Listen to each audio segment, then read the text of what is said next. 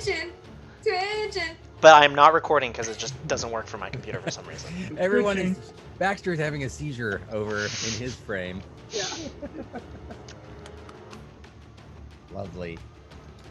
Welcome to Legion D&D, everyone. And I'm talking to you and you and you. Maybe my family is watching, but I would like to say that our followers have increased 1,000%, which is actually remarkably easy when you start with one.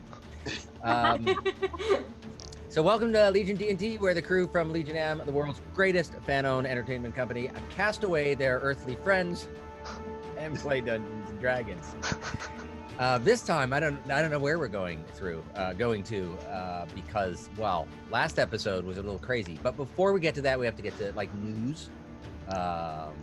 So news first. Obviously, we're up on Twitch and streaming podcast. And Taylor said he was like, I'm committed to attempting to possibly try getting us up on YouTube. It's up.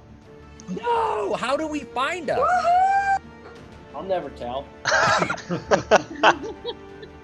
Just Bing it. Can we Bing ourselves now and find? Somebody open up a browser and let's... Bing all you want, man. You're never We can gonna group find ourselves. anything very deep in the internet. I'm just gonna open up a new tab and see. I'm gonna go to Bing, obviously. It's gonna be so disappointing. when There we you're go. Who uses Bing. Bing? No, I don't. But it just for show reasons, I figure if anyone is gonna sponsor us, it would be Bing, because Google got doesn't money. need to, right? Yeah, they're flush with cash, and they need somebody to, say that they're good. Speaking of being flush with cash, are we gonna not talk about GameStop in this I love that whole thing. how This isn't us, is it? Did anybody invest? You would be I the got person nothing. I could talk to about this. I am so happy with how Did a things are lot of going. nerds get really rich? Yes. Yeah, I mean, basically, I guess It's- more like the market makers get really rich. But, yeah. TLDR for people who don't know. Okay. I mean, is everyone familiar with short selling? Yes. Well, kind of. Okay. I mean, I'm not a Describe it. financial whiz kid. But so basically, a bunch of these hedge funds were trying to short sell GameStop because they thought they were crashing because nobody goes in to buy video games. Well, these Redditors on subreddit of Wall Street basically found out this which hedge fund was doing this, and it was like, it was a lot of money. It was a hedge fund, and so instead they bought the stock that the hedge fund was selling, and dumping, and then held it, and the price increased because the hedge fund was trying to purchase it back because they obviously had to pay back their funds. Right. Well, the price kept on going because no one was selling. So somebody who invested $50,000 ended up with $17 million, and CNBC is fucking livid. They're like, That's hilarious. oh, these nerds are doing something this that's is not exactly right. what hedge funds do all the time. Exactly. Like, everyone That's what you knows set a that like hedge a fund while up. ago when And- LaCroix... Yeah, they're Was it- betting on something losing. Exactly. Fine. And But then they play the market. Like LaCroix, whatever company owns LaCroix, like American Water Distributors, I don't know what they are. But there was they bought a whole bunch of stock on it to short sell, Yep. and then they filed a lawsuit that one of the chemicals was also in pesticides, Yep. which was just bunk. But the stock plummeted and they made a fortune, and they're like, well, we can do whatever we want to. It's like, well, good, you got burned. And the hedge fund Burned. Sorry. is at a loss of $2 billion and needed to be bailed out by these other hedge funds because they lost so much money. Because I know if How do I you do lost this all for of my Legion M? money, I can count on a hedge fund bailing my ass out. Yeah. Can we do this for Legion M? I mean, I'm just No. saying We're GameStop should have let Hot Topic buy Think Geek when we were trying to. All right. hold on a second. The SEC is calling. Let me guess. Exactly. I'm just explaining what happened. Okay, so There's back one to thing where. that So we're needs- up on YouTube. No, we need to tell one more thing about this. I learned something hilarious on Reddit. When you want to talk about a stock that is earning you a lot of money, you literally call your dividends tendies, which are which are slang for chicken tenders because people love chicken tenders. And so listening to Bloomberg News talk about people making money on the stock market, but using the word tendies over and over again has made my week, probably my month. And it is so funny to hear somebody with a straight face saying, yeah, did you realize that their market cap went from a small cap company to a large cap and dividend out like a ton of tendies? Tons of tendies. Okay, I we thought can they start called the them show now. nugs. I didn't. That's it. I thought they weren't tendies. I thought they were nugs. There are That's nugs the too. tendies. Nugs It's too. oh my god, it's great. I'm so happy with how things are going. Oh my god, it's the funniest thing ever. Anyway, sorry, we can start the show now. We can start the show now. We can start the show now. Okay, so where do we find us on YouTube though? Oh god, Not he's telling? telling. Okay, I'm just moving on. Oh no, my default speaker has changed. Hold on a second. I'm having this thing doesn't have as loud of a microphone as my other one does. I don't like to adjust it. You just. Oh, I thought it was my AirPods Pro that were connected, but they were yours. No, it's mine. But I gotta make sure I got the right microphone going. I don't want to use these lousy AirPods Pro. I want to use my awesome microphone. Hi, Robbie. Everyone say hi, Robbie. Hi, Hey, Robbie. Robbie. Ah, Totally Thanks for wasn't paying attention to watching. chat. horrible time. Microphone that. He said this is not what I thought the convo would be about. Can you hear? Yes, you guys can hear me, right? Yeah. Yeah. Yes, now we can. Okay, good, excellent. Can we just call Thank it you very much for Legion Tendies? Legion Tendies. You've Welcome already to got Legion Taylor. Tendies. Okay, so what's our YouTube address? I got Taylor. Actually, Legion laughing M really / hard. Tendies. Legion M/10s. It should be. It will be now. That's what it's gonna be. When I set it up for real. Oh damn it. Okay. I'm sorry. I thought we would move on before you realized I was kidding, but I should realize that you are always I will kidding. put everything on YouTube. I promise. Okay, so notes from the internet that reached out to me and let me know what I did wrong, and by that I mean one or two friends who watched the show that said, "Dude, you suck as a DM." Stealth Untrue. By the way, does, it's true. No, you That's not don't. true. Right. I mean, how many of you are new? Show of hands. Okay. You're the best DM we've ever had, David. Granted, True. yes, I will The give only you that. DM we've ever had. Impossible anybody could ever be better than In the comparison between me and no one else, I am phenomenal. Stealth doesn't incur a movement penalty when in battle, only when you're like in normal travel. So when I limited Pele's movement in half because he was stealthing, I was wrong. And I'm very sorry. Will you Oh, ever sweet. forgive me? another example of the man keeping Pele down. Let's be honest. Right. You saved my life somehow. With I would be another. so far. I'd be so far into that cave without even looking back. You probably saved like all of their lives. Probably. Really, my DM experience is marked by a series of clerical errors. The next one being I automatically gave surprise on advantage, but it does not actually give you advantage on surprise. It doesn't actually do that. You might have a feat or something that says when you surprise someone, then you can strike as advantage. The sneak attack has a feature like that. And then I also misspoke on cover, which was what Tatiana used to fire her breath weapon, sponsored by Tic Tacs. See how easy that would be? Boom, money. Her breath weapon, I was saying you can You do say a targeted type. breast weapon? Not a breast weapon. No, a breath weapon. A breath weapon. But you could still use you can't do a targeted attack like with a bow and arrow, but you can do an area effect spell, which is what a breath weapon is. Not a breast weapon, a breath weapon. Got it. Got it. So what does that Somebody mean? was going I to tell don't us know what that something. means. What Say does that that again? mean? If I was to do that move again, what would that mean for that move? We actually did it right. You Oh. can use your breath weapon, and it goes out in that cone and whatever's or I think it was a cone, whatever shape it was, and it will affect anything in that range, even if they're half cover, which they were, or 3/4, which they were. Full cover just depends. Like you can't go through a rock, right? But you could probably go through twigs, but you didn't need to worry about that. Those twigs have nothing on me. Nothing. Lightning versus twigs. Come on, you make the call. Are we mentioning anything about WonderCon? Oh, there's a possibility. Maybe we could do a game at WonderCon, but we don't know yet. That's it. That would be awesome.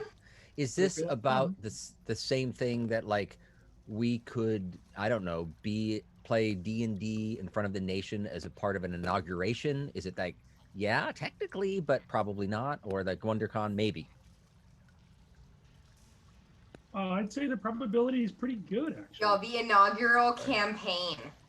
Hey, the inaugural, the official.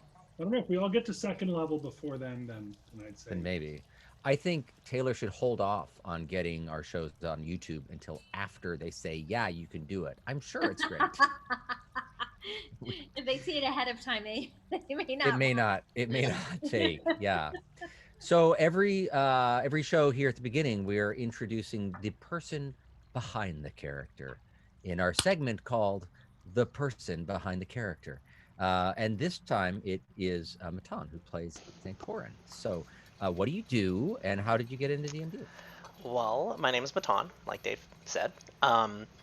I guess technically I'm the media response team. Is that right, everyone? Yes. Okay. But I do a few other things as well, at like Twitch consulting. And I got into D&D. I've always been a fan of fantasy, and I, heard about D&D when I was very, very young. And I would always follow it. I would always follow, the books and the editions, and never really got to play, but I would always create characters. I would always do things like that. And then when I got into my job at where I currently work, my other job, we started a D&D campaign, and I created 3 characters when I found out I was going to be joining that campaign, just for fun. Did they let you play all 3 at once? No, they made me pick one. Limited you. Right, but Bastards. Yeah, and so I joined that one, and that pretty much got me into the rabbit hole of D&D, and I've gotten so involved that I've actually created my own subclass monk, and I'm currently working on that. I remember reading it. Yeah, so pretty cool. Thank you. I'm perfecting it before I put on DM Guild to potentially sell, but I might just give it out for free. Yeah, and then you can put it on D&D Beyond as well. Yep. And I think even on Roll20. Really, I'm not really sure. Boy, I think some coin in our pocket would help us decide. Anyways, let's get us caught up with where we were last week. A summary for those of you who didn't want to go back to episode 2 and wanted to just start at the beginning or at the last episode. So they are on a quest. They got an assignment from Gundren Rockseeker, who told them to take this cart down to the city of Fend and drop it off, and they'll pay you, I think it was, 10 gold piece a piece? Yeah. 5 billion gold. Yep. 5 billion gold pieces. 10 gold piece a piece. It seemed relatively simple, but the journey has been fraught with difficulties. Attacked by ogres, Sturge attacks where they had to rescue a family of hobbits, another Sturge attack just for good measure, an ambush by goblins, realizing that Gundren and his sidekick Sildar had been captured, and they captured and interrogated a goblin named Kaylee, who gave them the path, although tried to ensnare them a few times in a trap on the way, led them to a cave where they've been hiding out. And the last episode was literally a series of bad life choices where the team would plan on an excellent thing and then someone would just go, nope, and dance in a river or attack some wolves or whatever. So we had our choices. And at the very end, there was a battle going on. Rocky, as you can see on the screen, was in a cave full of wolves. He decided to attack them and got pretty much eaten up. Zancorin had come in, rescued basically Rocky, much to the surprise of the much more physically adept Rocky Killmage. And then after a friend, well, earlier, Wayback Machine, Chandra was a little tired of the pan flute that was being played by Zancorin and cast a friend spell to just like, no more pan flute, and was able to get this prized possession away from Zancorin.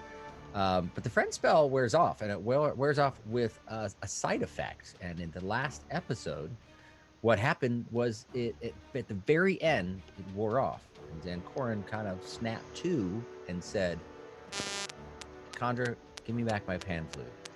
To which Chandra said, what pan flute? I don't know what you're talking about. And then Zancorin said, I stab her with my rapier. So that is where we left off. And this left me as a DM in a conundrum because I'm not really sure how to do this this surprise round. So what I decided to do for the surprise round, normally it's someone's stealth versus another person's passive perception. But that doesn't make sense because there wasn't any stealthing going on. It was really just a crazy surprise. So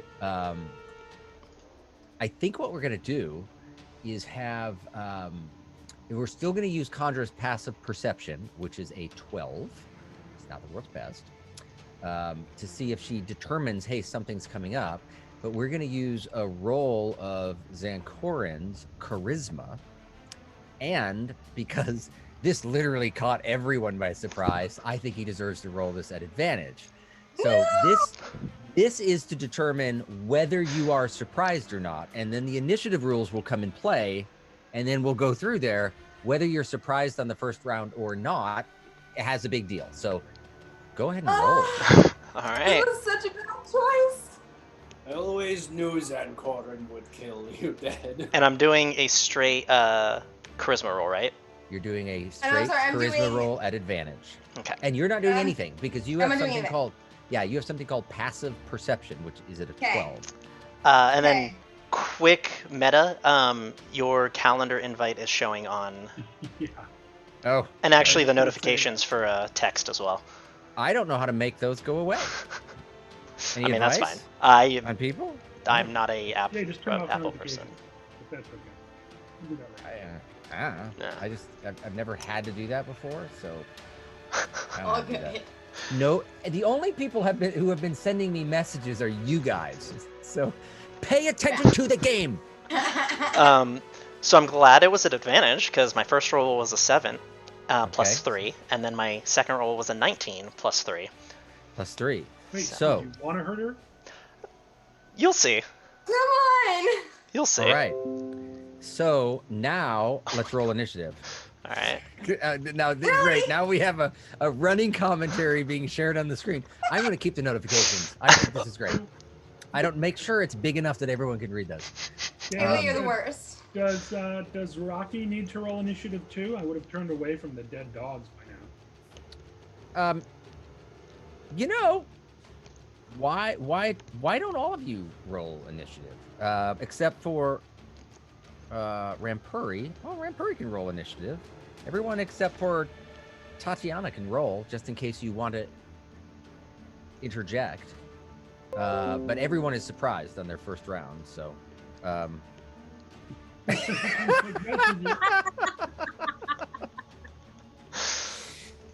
Oh, God. Someone take Jeff's phone Can I away. bump you? Can I bump you from Zoom? No monetizing the game without consent. Where's HR? Where's Dan? Are we on TikTok? Okay, He might be. am I Okay, rolling initiative? or Everyone am roll I- initiative. Everyone roll initiative, and we'll work through Everyone. this. Very interesting. Can I just take it back? No, you got to roll initiative. Depends on how you define taking it back. Can't time travel. I don't have that ability. Maybe. I want to know the orders. I need to know what you guys are doing. I'm 21, All right. 22. but I have a surprise round. Yep. Okay. Rocky. You're on mute, Rocky.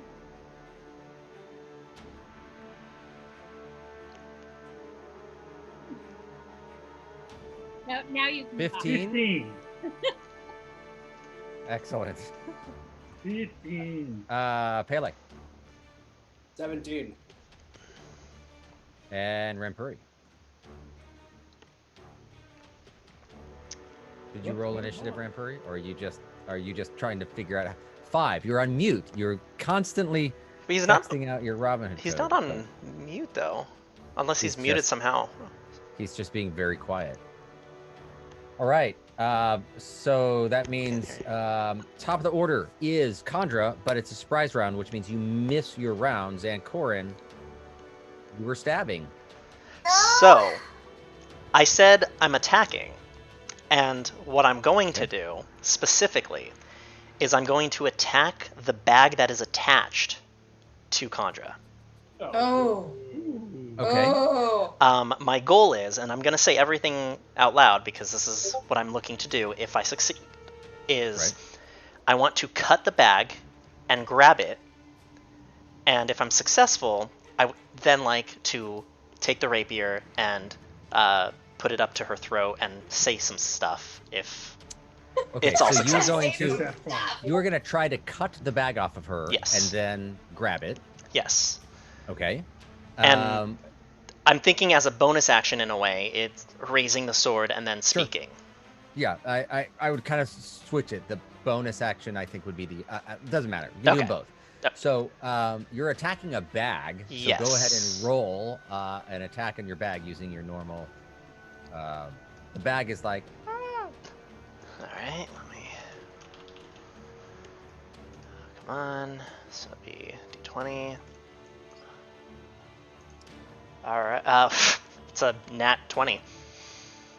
Okay, Whoa. the bag is dead. No, you successfully cut off the bag. I'll You take a like to- picture too, just to prove it. Right. We believe you. It's, Okay. It's Rampuri that we were worried about. You cut off the bag. The bag falls down. You're trying to catch it. Yes. Part of your turn. Go ahead and roll straight dexterity. Straight dexterity. Yeah. Oops. That wasn't right. Not terrible. 14 plus 3, so 17. 17. Okay. You reach forward. You slice off both handles of the bag. So that handbag is history. The bag starts to drop. You deftly reach out and Need that grab it. bag. Now you're holding it. I'm not sure everything that's in there. We know there's no rations because you threw your last rations to the wolves. But I believe the box is in there as well as the pan flute Yep. and whatever else you might keep in there. Some personal supplies. Okay, what do you do now? So now I am putting my rapier up towards her throat. Yes, she's tall, but I'm hoping I can. Yeah. you Yeah, know. with the reach, I think you're close. Okay. Yeah. And Kandra, I'm gonna tell you 3 things. 1, you do never, ever take an instrument from a bard. It is the same thing as taking a spellbook from a wizard. It is blasphemy. 2, you never cast a spell on your allies without consent. 3, you are lucky I am good-natured, because if I wasn't, I wouldn't hesitate to kill you right now. 4, if you do this again, I will kill you. Did you say 3 things or 4 things? I probably said 3 things, but Right, but that's okay. This is part of the character. All right. I end my turn. Rocky, Pele, and Rampuri are watching, but surprised, unable to do anything. It goes back around to Kandra. I have a question. Can I see any of this, or am I kind of in hiding and away? You might be able. I mean, if you look at the map, and you've been looking at the cave, and where you are on the map, you're hidden behind a little. You're outside the cave by about 20 feet, and there's some shrubbery going around you. But you said you were peering around the shrubbery to see if you see anything in there. And Kandra is right in the line of view in the mouth of the cave, maybe about 5 feet in. And Zancorin has obviously come up to her. Well, come near her, but certainly not up to her. And is What's up? holding a sword. If you want to roll for initiative and be a part of this, I just thought you might be too far, but you're not. Go ahead and roll, and let's get you in this loop. Oh, okay. Awesome. So I rolled a 17. Okay. You're right on line with Pele. Awesome. Okay. You were surprised anyway, so you didn't lose anything. Contra. Okay. I respond back to Zancorin and I say, well, guess can't take a joke, but understood. Thank you for laying out your feelings. And now, do you have any rope to repair this bag? There's some stuff in this bag that I need. So, otherwise I'm going to be carrying it with one hand, and that's going to be really annoying. So, you got any rope?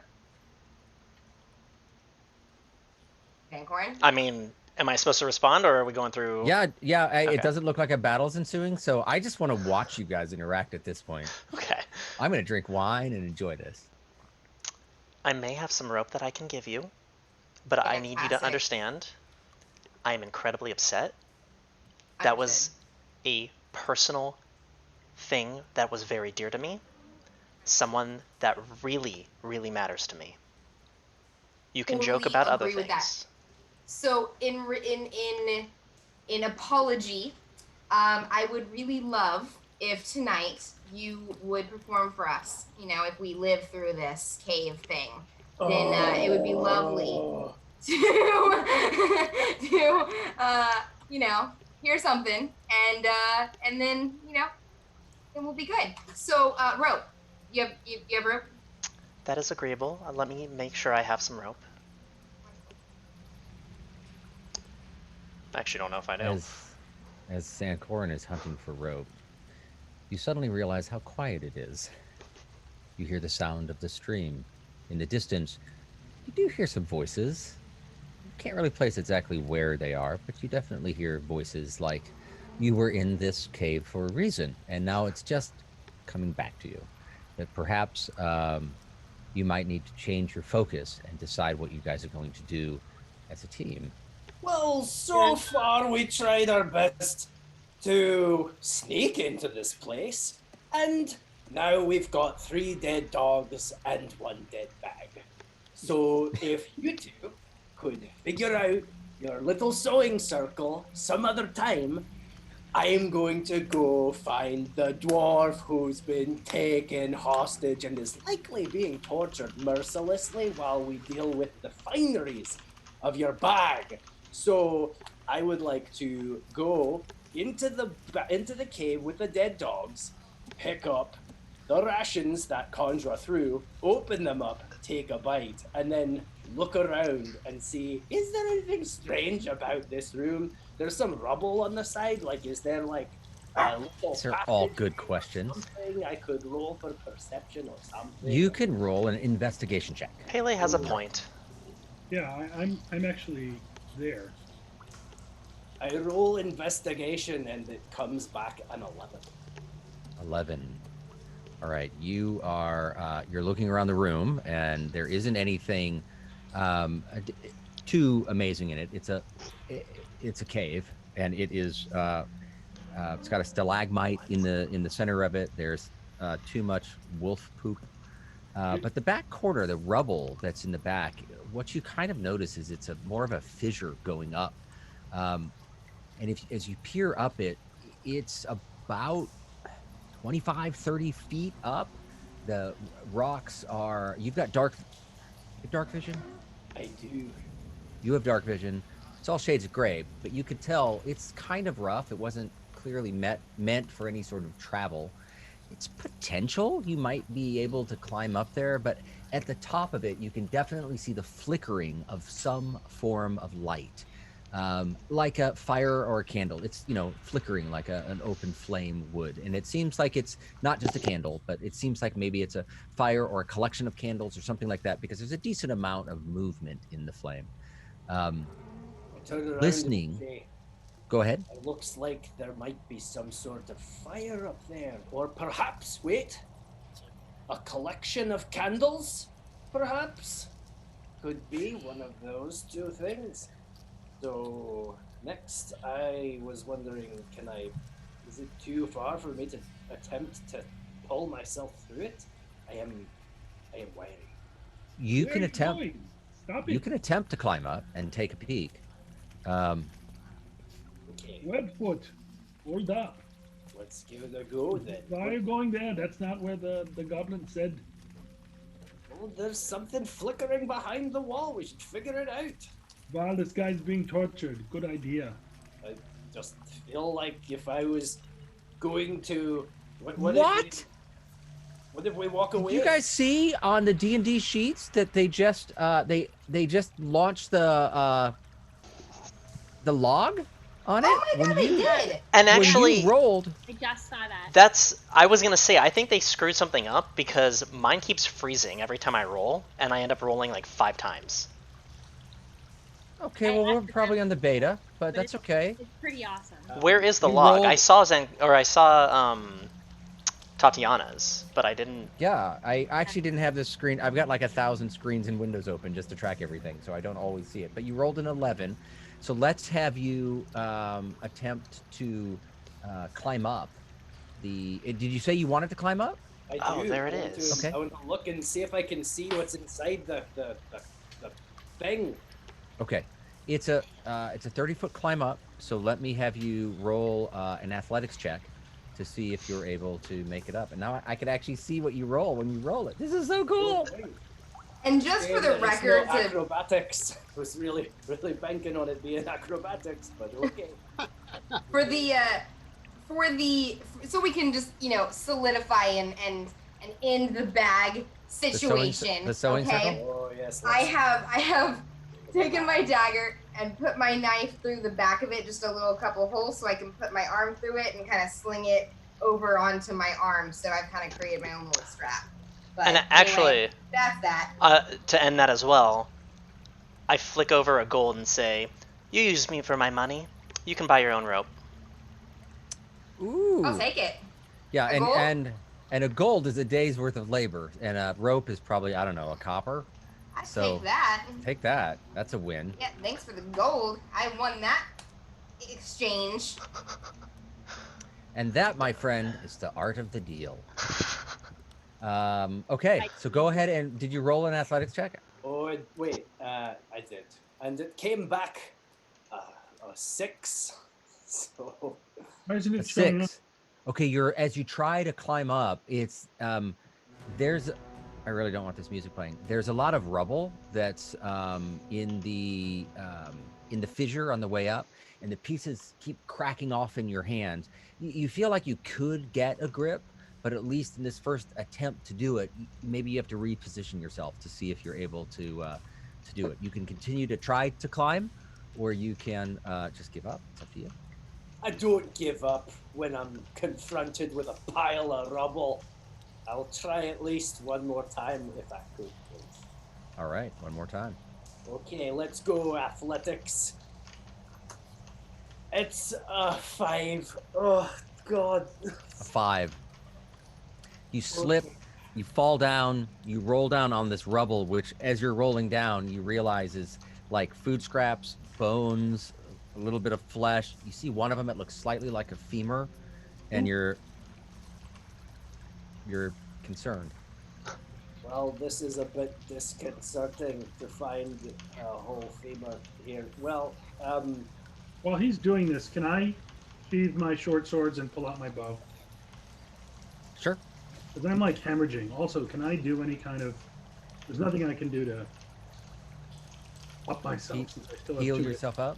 The only, unless somebody has a spell or a potion The only thing that you guys can do is retreat for a bit, take a short rest, roll some hit dice, try to get some points back. That is an option. If you wanted to do that. The athletics check just now showed up. Your first one from 6 minutes, from 3 minutes. The second one, it's waiting to load. Must be. I mean, I'm going to keep my bow out, and I'm sort of hiding behind a stalactite. Okay. So that if anything comes around the corner, I want to be able to protect. Okay. While this is happening, since Rampuri's a little disconnected, I'd like to move up that other passage just a bit. All right. Good idea. Let me have you roll an athletics check as well as you try to move up. Oops. Sorry, you're trying to move up this rubble pathway that's there. And like I said before, right about not obviously, we're not in that passage, just like right up to the very edge. Okay, so are you? I am sorry. I want to make sure I understand the direction you're going. Are you going up this rubble pathway? This is like it's not as steep as the fissure. Okay, and you're going to right before this sort of flat landing. No, right up to where it looks like it tees off, right into another passageway. I don't want to go up top. Okay. I just want to go right up to the edge. Got it. Okay, so this is difficult terrain, so it's a little bit harder to climb up this area, but you're able to move, and as you're moving up, you put your hands and feet on this flat area that looks like it's fairly stable. Suddenly it starts to shift and give way. I need you to roll a dexterity check.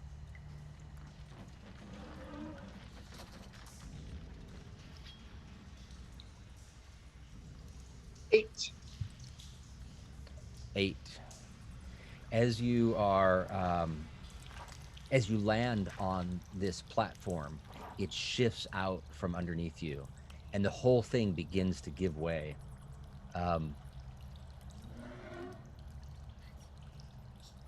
It collapses, throwing you down into the rubble below, and part of it lands on top of you, doing 8 damage. And you are now prone on the ground. You're not pinned by it, but you were beaten up on the way down. So you're actually in the same spot that you were now, but now you've been beat up. What are you at? -2. All right, so you are at 0, which is 0, unconscious. Condra,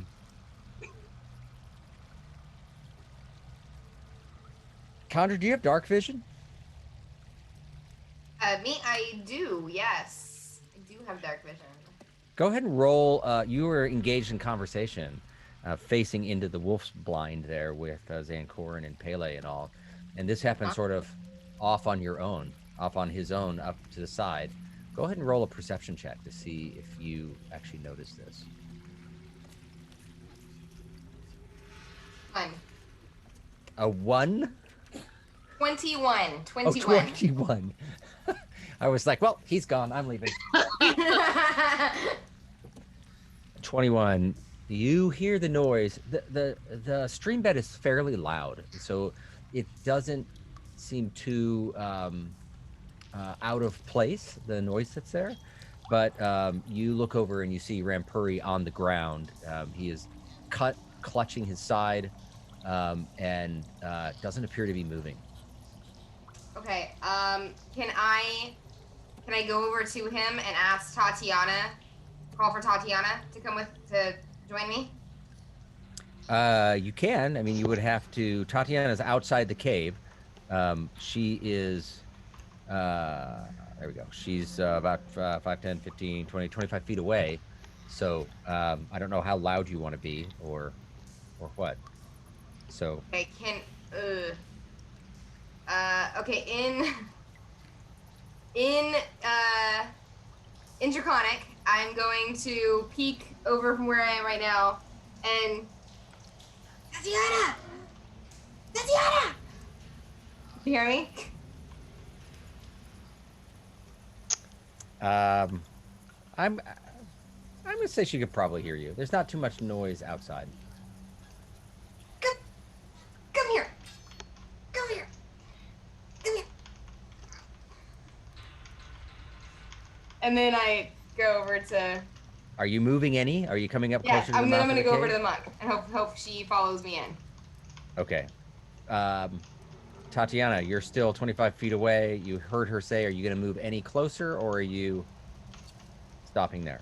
I'll move just straight ahead 1, 2, 3, 4 stairs, just right underneath Santorin. Really hoping she still has healing abilities. Yep. This row here, right at the mouth of the cave is the farthest that you can stomach. Yep. And that's it. So you're kind of tucked off to the side. Tatiana, you're going to try to make it up here. Are you going stealthily or are you just walking? I'm just walking. Oh, I'm sorry. Kandra, I meant to say. I'm stealth means I can't go my full 30 feet, right? No, that's what I clarified. I was wrong. You can go 30 feet. Okay, so I'm going to stealthily go up to the monk and... Okay, roll a stealth check for me. I am? Because you might notice that you I'm are good in... at stealth. You're crossing the path of 21. 21. Okay, you quietly sneak up. Do me a favor and roll a perception check.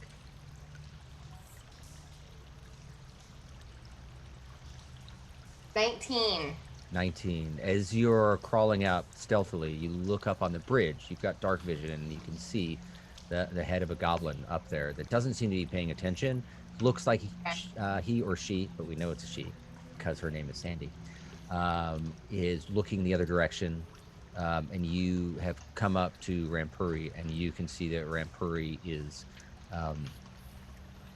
unconscious. Okay. Is the boulder still on him or the rock still on him? No, he's not pinned down. It's sort of rolled over him a little bit on the way down.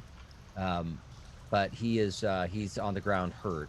And just because this has taken some time, Rampuri, let's have you roll a saving throw. I lean over to Rocky and I say, it's a good thing nothing's going on right now that we should know about. Sorry, Dave, how do I roll a saving throw? It's a 20-sided die. If you put your hit points to 0 on the D&D Beyond screen, I believe it lets you just click and roll it. Yeah, at the top right, where your health is, if it's at 0. Yeah, I've got the little failure, successes, death save. Yeah. What do I click on? Actually, just roll a 20-sided die. There's a little red die icon in the lower left corner.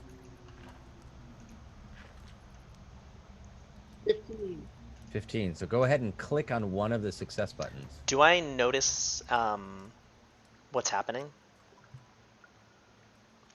Well, you certainly notice Kandra calling up and the sense of urgency. So obviously you're right next to her, so you can imagine you see Kandra yell at Tatiana to come closer. You're right at the corner. I would imagine is part of your natural inquisitiveness. You're going to kind of peek over and see her coming, and then see Kandra go up to where you believe Rampuri is. I'm sorry, did you say you had dark vision or not? As a halfling, I don't think I do. Think you do. Can I kind of whisper to Pele since he's really close to me? He was. I don't know if I'm actually standing there. No, you're not. You've moved. I just didn't crap. update you. Yeah. I'm like deep in the cave where the rubble is, I think. Yeah, you are. You're. Oops. Like, well, I can't. You are over here somewhere. I don't want to yell at this point, so no one else knows that Rampuri is hurt, and I can't tell anybody. Zancorin knows something is up, obviously, because you can imagine the expression on your face, et cetera, et cetera. Zancorin's like, what the hell? Something's happening. So you can try to render medical aid to help stabilize him. Frankly, I haven't done this very often. It's not, you don't do an advantage or anything. I believe you can try to stabilize a person. Yeah, it would be a No mouth medicine to check. mouth, Andy? It's a yeah. It's a. I'm sorry. Does Conjure know mouth to mouth? For you. HR. No, I'm just kidding. Yeah. I mean, I think grew up it's- on the streets, so I highly doubt I've been trained in CPR. I'm gonna say Zancorin probably knows the rules better than I do. I do think it's a straight medicine check, right? Yeah, it's a straight medicine check, and Okay. I don't know what the DC would be though. It's normally 10. Is it to 10? Stabilize. Yeah, I would imagine. Yeah. So if you Okay, want so- to try to render aid, you can spend a turn trying to stabilize them. So go ahead and roll a medicine check. Okay, here we go. 19. 19. So you see a fairly bad laceration on his arm, and you know that it's bleeding quite a bit. And you're thinking, if I only had a robe, because you're looking at a gold piece in your hand. No, but you're able to grab some of his tunic and rip it off and tie it around to stop the bleeding, and you are now stabilized. So you can set your hit points back to 0. You are unconscious, but you're not at risk of dying, and you are still on the ground in the river up ahead. Meanwhile, inside of Rampuri's mind, this is just for Rampuri, as he is unconscious, his mind fades and goes to black, and he's dreaming about where he grew up at the monastery. He visualizes his room, where he learned, where he sparred to learn his skills, and he is visited by his mentor, his trainer, his sensei. He speaks to him in a dream. Rampuri, you are not doing well.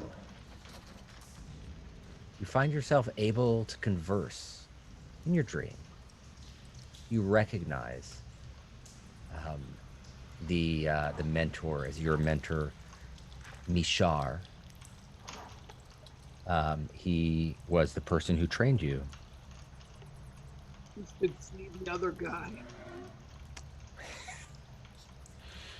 You have always been a joker, Rampuri. There is no other guy. But I think you are learning something about how we relate to others, about how we are all connected. Do you see how your actions affect the actions of others? He asks. Yes, I see that now. Do you I see how felt- they're... With a bad group of people. It's all their fault. I do not think you will be growing with an attitude like that. You must realize that you affect others as they affect you. The water moves the rock shapes the water. You are both. Pick your destiny. Reach into your soul and use the power within.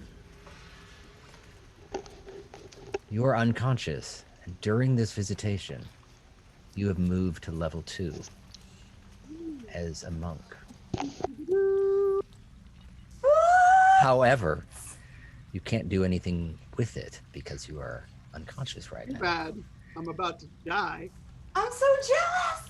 I momentarily have a thought to myself when I say, I feel like I could really learn something from getting crushed by all of the rocks. It's possible. Give it a shot. I attempt a third, Give it a shot. I attempt a third climb. All right, go ahead and roll. Athletics. Oh, and this time it's a 14. You have made progress. You find yourself learning from the fact and recognizing how to tell which hunks of rock are too thin and are about to sort of break off like shale. You find the rounder ones that are harder to grip but are more solid. You begin to make movement and you find yourself has made it about 15 feet of the way up. You want to keep going? You got to roll again. I do. I will try again, emboldened by my sudden new skill as a rock climber. As a rock climber. And I think to myself, oh, Alex Arnold, you have nothing on this man. What'd you roll? Did I lose you? You're frozen. Oh! But he has a charming smile during that freeze. I mean, normally, I would die for a DMV picture that looked that good. I'll be honest with you. This is sucked into the rock. Oh no, he's back. Okay, you froze. We lost you. We have no idea what you rolled. Oh, really? It's actually hilarious because I rolled a 3. Okay, excellent. Feeling confident, you move your way up a little bit further and reach onto one of those nice, flat, solid ones. And as you grab it, it gives way, and you yourself plummet down to the bottom of this steep ravine that's there, and land on the pile of bones and the femur below, suffering 5 points of bludgeoning damage on the way down. Oh, God. And I no look over idea at one of the skeletons and I say, you should see the other guy. Okay, so here's where you're at. Those who weren't wounded have wounded themselves. What do you do?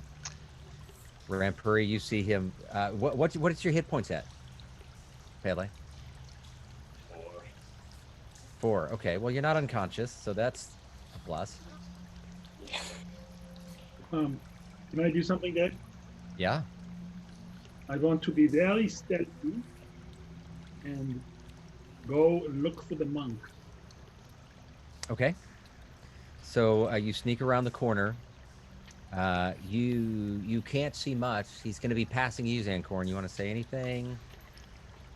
Yeah, actually. So I see everything happening.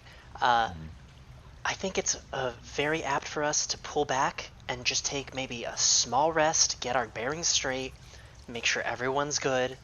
Why don't we find everyone and let's meet out at the entrance of the cave and just regroup. That sounds good to me. I'm gonna go get the monk. Good idea. Okay. I'll go tell Pele. Okay. So you guys spread out to help each other. Do I need to roll a stealth? Yes, you need to roll a stealth.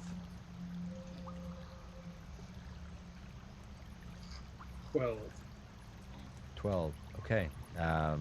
You manage to make it up by Khandra, and you see the state of things. I can't put. Well, okay, that's fine. There you go. You guys are both surrounding him.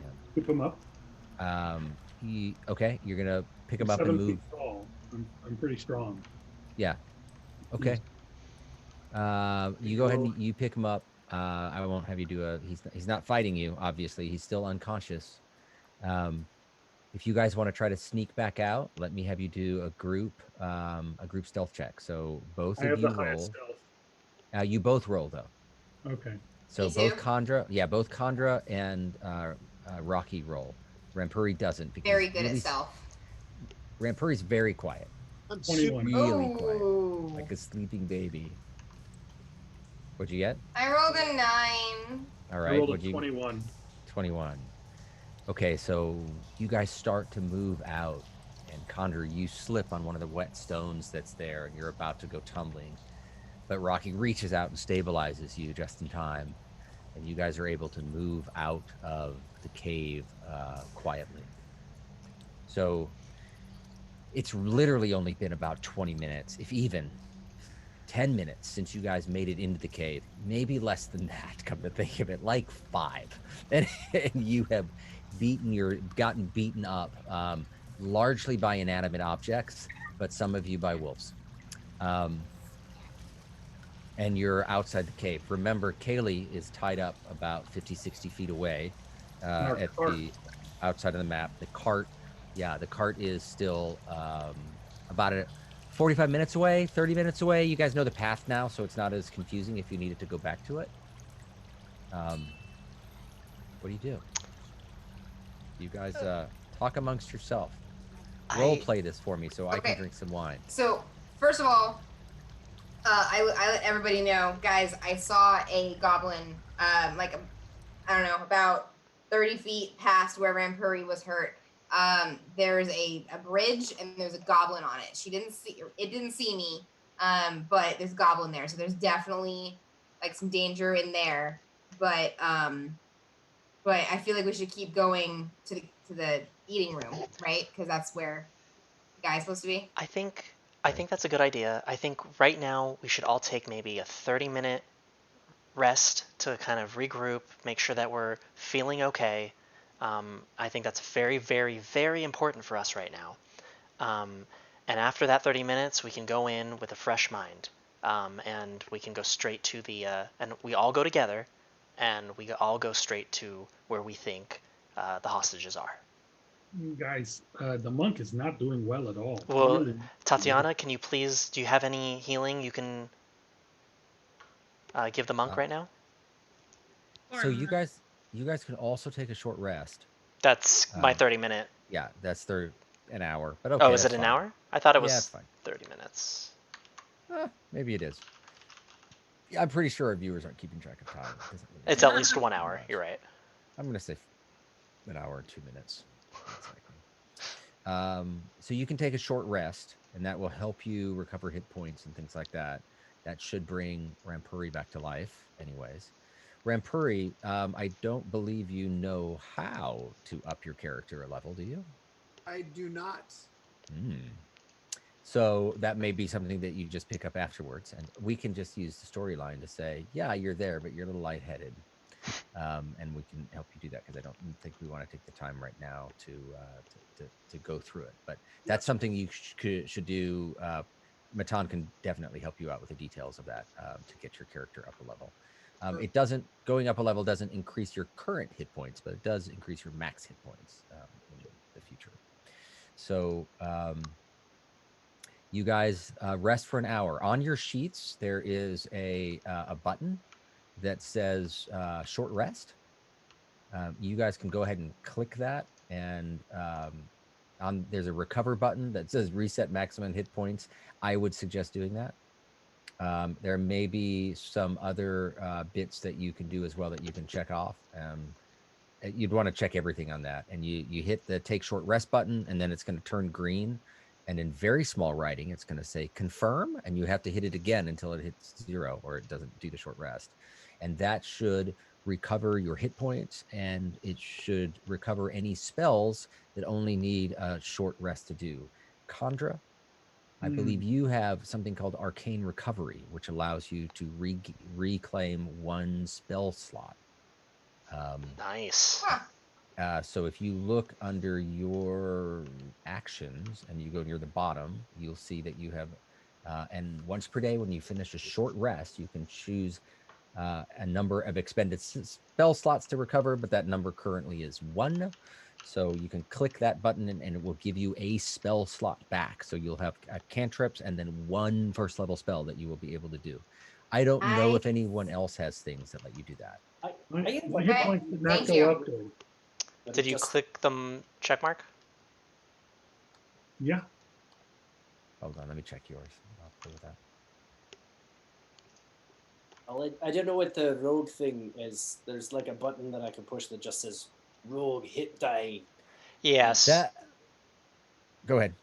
So it depends on the DM, but basically when you do a short rest, you normally, or one of the rules is you roll hit die to recover your HP, and you only have a certain amount. So usually it's by level, I believe. So we're all level 1, so it's 1d and then whatever your HP is as a race. So it could be 1d4, 1d6, 1d8, so on and so forth. And then you roll it, and that's how much you typically would heal on a short rest. But Dave is allowing us to recover all of our HP on a short rest. Not all of your HP. Yeah, I'm sorry. I thought it did automatically roll the dice for you and added them, but it doesn't. So you'll Just roll a see, d10 plus 2. yeah, on yours, it'll say your class and it'll say what you can roll. So Yeah. yours says hit die 1d10 plus 2, Or total 1. maybe that's what So it you- is. Yeah. yeah. So So actually, you're right. So I think it just adds whatever your hit die is. So you need to check both Okay. check We got marks. 5 plus 2 is 7, so that's what I am. So yeah, So hit 7 and then heal where you keep track of hit points. Does everyone understand how to do that on theirs? No. Okay. hit short So- rest, hit both check boxes so they're on, and then Yep. hit short rest, or short rest confirm. Oh, and it'll But do it- it all automatically. Yes. But it doesn't roll for you though. No. It doesn't? So no, when you hit the second checkbox that says, you know what, I should really share this screen to make life easier, but I'm not going to. Yes, I am. Oh, yeah, it So doesn't. Tatiana, I've got yours pulled up. So let me see if I can figure out how to stop share and then let me reshare. Boom. Okay. Interesting. So this is, for all the folks at home who want to watch. Are you guys seeing Tatiana's screen here? Yep. Yes. Okay, awesome. So what I've done is I hit the short rest button. I'm going to hit reset maximum HP changes during this rest. This is not, I believe this is supposed to work, but it doesn't right now. And I'm indicating that I'm going to use my paladin hit dice. So I take short rest, I hit confirm. Anything like your breath weapon, see how your breath weapon, now it's available again. So I believe one of those helps with that. But then you can roll a 1d10 plus 1. I'll do that for you so everyone can see how to do it. Hit the dice in the corner, pick the 10-sided die. Sorry, I couldn't find it. Oh, Nice. Well, you're welcome. 9. Thank you. Plus, it was 1d10 plus 1, wasn't it? Yeah. Yeah. So that's 10 healing, which will get you all the way back up at the top. And you are back up at 11. Oh, amazing. Which is pretty nice for you. So everyone else can do that on yours, including Rampuri. But So you just- my save is still on the death save. So do I go back to like 1 hit point and then do that, or Yes. Yeah, Because you I'm would- I still think. technically unconscious as far as Yeah, I mean, I think technically Tatiana would have had to give you a. I don't know if you can heal up from. From nothing. Yes. Sorry. I healed all 5 back to full health. Nice. I'll have to look Nice. into what it's supposed to work, but for you, add 1 hit point back to yourself. So that actually don't just do the short rest, roll your die, and then we'll add that amount to the heal. Check the success box when you hit that. You see how it gives you the options Yeah. of your failures. Just put your healing in there from your hit die. Yeah. I did that. So Okay. So now you are up to a number, right? so 1d8 plus 1, so 7. Yeah. So I started at 0. I just rolled a 6 plus 1. It gives me. Okay. So it should Yeah. be. So just add those 6 till you have a total of 7 of 9, which is very Star Trek-y. All right. I'm at 7. Yo. All right. Does everyone feel like they have done their short rest correctly? Yes. Awesome. I'm very excited to have a spell slot. Right. A spell slot and some health back, which is good. I Okay. actually wasn't hurt at all. So No, you just emotionally wounded, but that was it. And you Oh, had some yes, damage. You heavily. had some damage to your accessories as well. So, yeah. there's that. That's going to be But a I got trip a to the mall. gold, so I won. Right. To go shopping at the mall with. So you can get yourself a new purse, you're set. Or All satchel, the things. whatever it is. Okay. Can I wake up with a gasp? Uh-huh. Like to go up and go to Condra and bow slightly. And then I'd like to walk over to Rocky and bow slightly. And then I'd like to walk past Pele to Tatiana and bow slightly. And then walk to Zenkoran and bow slightly. And then walk over to Pele and bow slightly. I would like to bop the monk on the head when he bows to me and just say, Bop the monk. You know, I'm glad you're not dead. You're really entertaining when you fight. And you're a perfect distraction for goblins. We could make a pretty good team, you and me. You will be the bait. While we were resting, Zancorin, because you're not really sleeping during a short rest, you're just sort of chilling, doing maybe cleaning off a weapon, just sort of relaxing and taking care of yourself. And as that is happening, Zancorin's mind is beginning to put things together in the way that he moved with the rapier and the way that he cast spells. And he's thinking, and like, if I did this and I managed to do a spell here, I bet what I could probably do. And as he's thinking about the different decisions he could have made, he goes up a level. You are at level 2. Yay.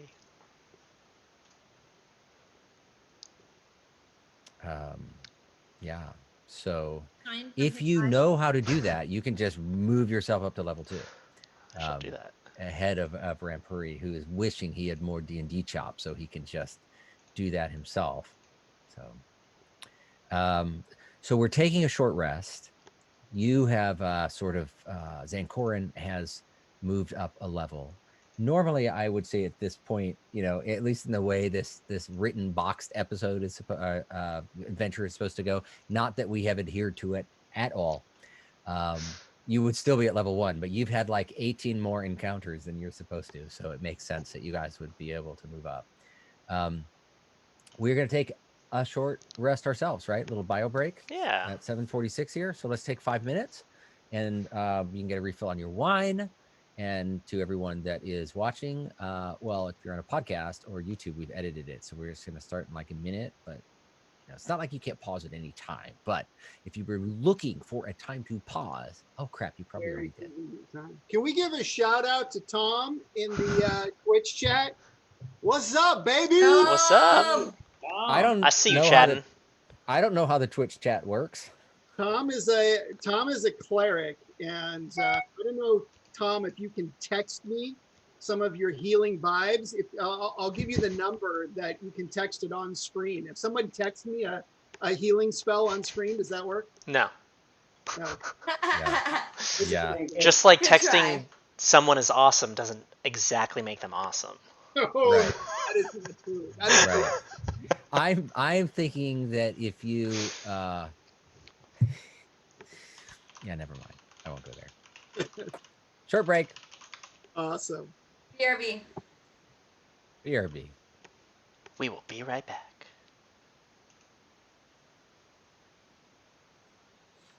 All right, Matan, is it hard to level up in D&D Beyond?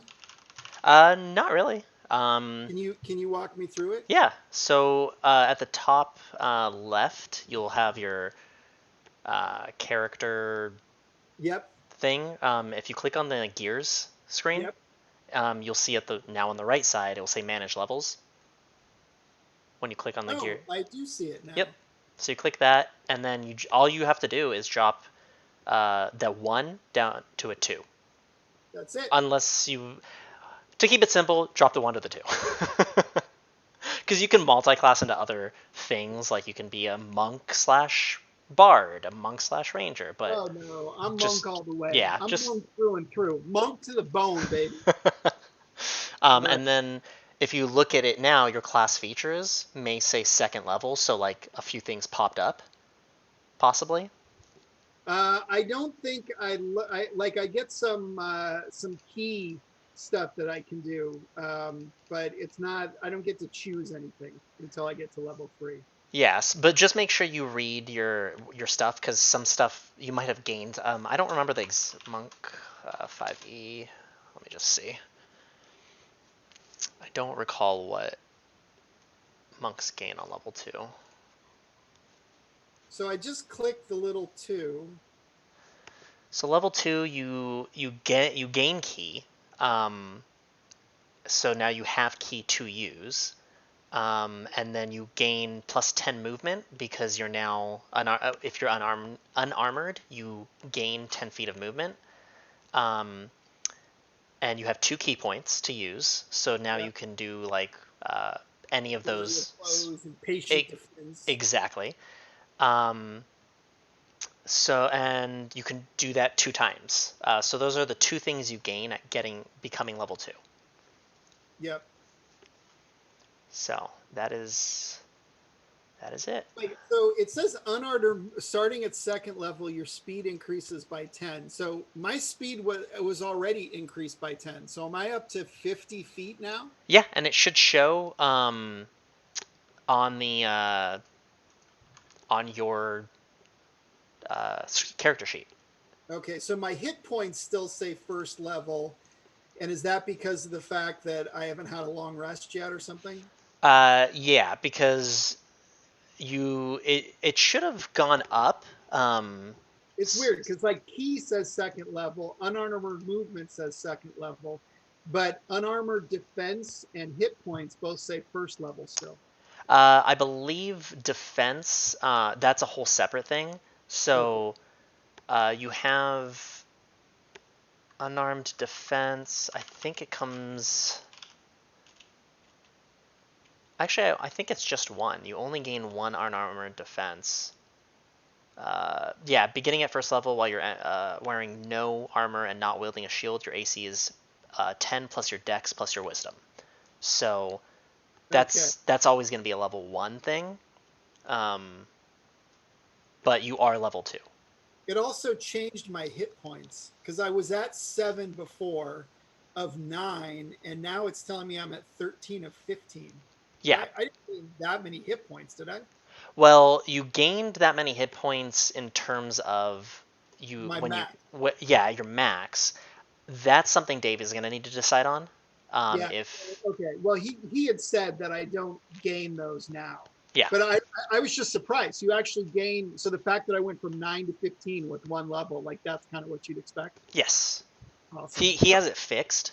So you can also play it where you actually have to roll your hit die plus your constitution. So he does it just fixed to make it easier for us, I think. And I do see that my walking Beholder. speed is 50 feet, which is kick-ass. You're muted, but that's an awesome beholder. That's my beholder. I love it. Behold, my beholder. I love it. Or sorry, Pele. I'm now much faster than you, bro. That's fine. I have a crossbow. Touche. All right, I'm going to step away for just a sec. If anybody gets a chance, this is really funny. What is it? Rick and Morty's. Yeah, they did a whole series of Nice comics. Very funny. Really, really well done. Of all the different editions. That's really cool. What did I need to decide? How awesome Tatiana Lightstorm is. All right. Maximum awesome.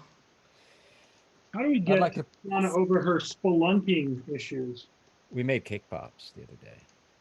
I have a question. If you cast friends on Tatiana and asked her to go in the cave, what would happen? If you what? Things would happen. If you were magically induced to go into a cavern. Or if an illusion was cast to make her think that it's like blue sky. She'd get mad at you and break your bag. That's true. She might, or breathe on you. Are you sure you want to find that out, David? Right. I do. Only if we need it, but I think we're in pretty good shape now. I really, really, really want to So do. did I have any? I didn't. After all of this, I'm still feeling first level-y. Yeah, but be prepared to go to 2nd level. Like, look at it. Right. It's the way that I'm doing this, right? Just so our very large audience understands how I'm thinking about this.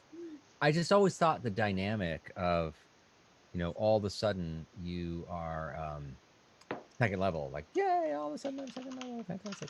Is a little bit on the weird side. Yeah. So I wanted to make it where there was a time that, yeah, you should all move to second level, but then there is a process that you need to go through in order to achieve that. So for the monk, since he's not here, he needs to be unconscious so he could be visited by his mentor in his dreams. It just so happens. I'm here, and I know that now. It just so happened that he did not take a long rest to get unconscious, but he was knocked unconscious.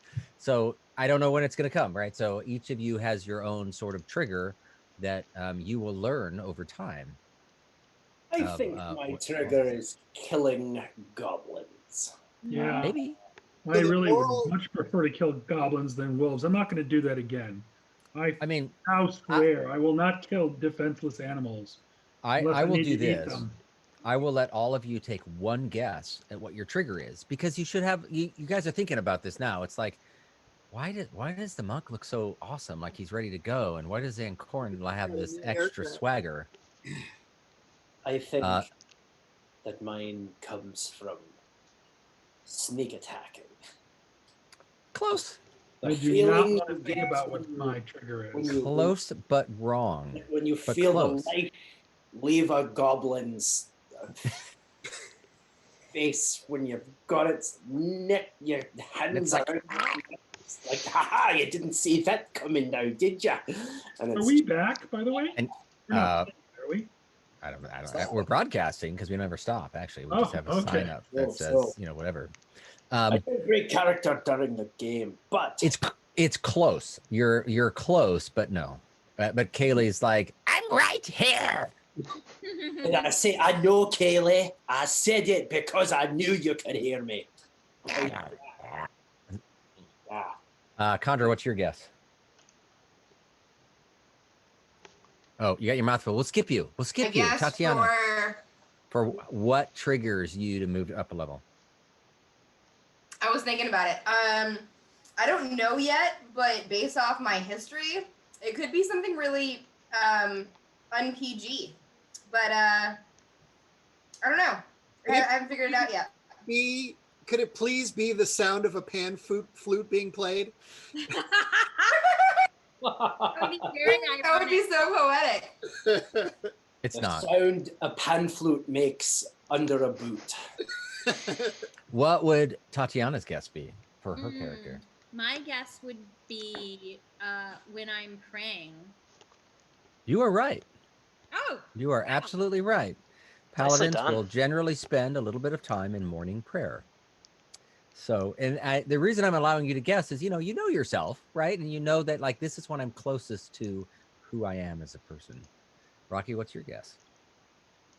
Well, I have one guess that I don't want to say because it's personal. You don't need to be ashamed. Wait, Seriously? Don't say, I think we should skip this. Let's just move on to the next. Okay, I do it on a short break too. You just need to get it in. Well, as a ranger, it would be when I'm closest to nature and being out. But as Rocky, I really hope that it is not what I think it is. I cannot. Hold on. Let me give this a shot. In order to read minds, I have to take off my glasses. I have you. I may be wrong, but it sounds like you were thinking. To me, I think you were thinking of potatoes. Is that true? Is that what you're? Is that it? No, you were wrong. It has nothing to do with potatoes. Are we back? Is everyone ready? Look, I filled up my wine. Oops. Do it. Nice. My green screen is not working today. Well, the green screen's working because it's a green screen. It's not complicated. But the camera's not working to handle the green screen. But it's better than Terry's. You guys don't like my natural background? Terry, well, it seems like you're the only one that hasn't joined us in this wonderful location. I gotta get What's Terry, that? Were you gonna tell me I could buy a new computer? Yeah. No, I was going to say that Terry billed the company $2,000 to get a digitally generated background of an office. that made her look legal and official. You need to get $2,000 a new refund. I bet there's an app that would let her do it. Yeah, it's called the Apple Store. That's the app. You need to get yourself a new MacBook Laptop Pro. Macintosh Lapbook Pro. MacBook. Well, you know, it's sad. This is sad. Paul and Jeff are so good at computers. They fixed the computer problem. Paul fixed the computer problems I was having. So maybe I'll just why don't you have a background? No, it's still an old computer. That still won't get fixed. You can get a green screen and then it'll work. Mine won't because it doesn't work on the new Macintosh Lapbook Pros. So that's so crazy. I know.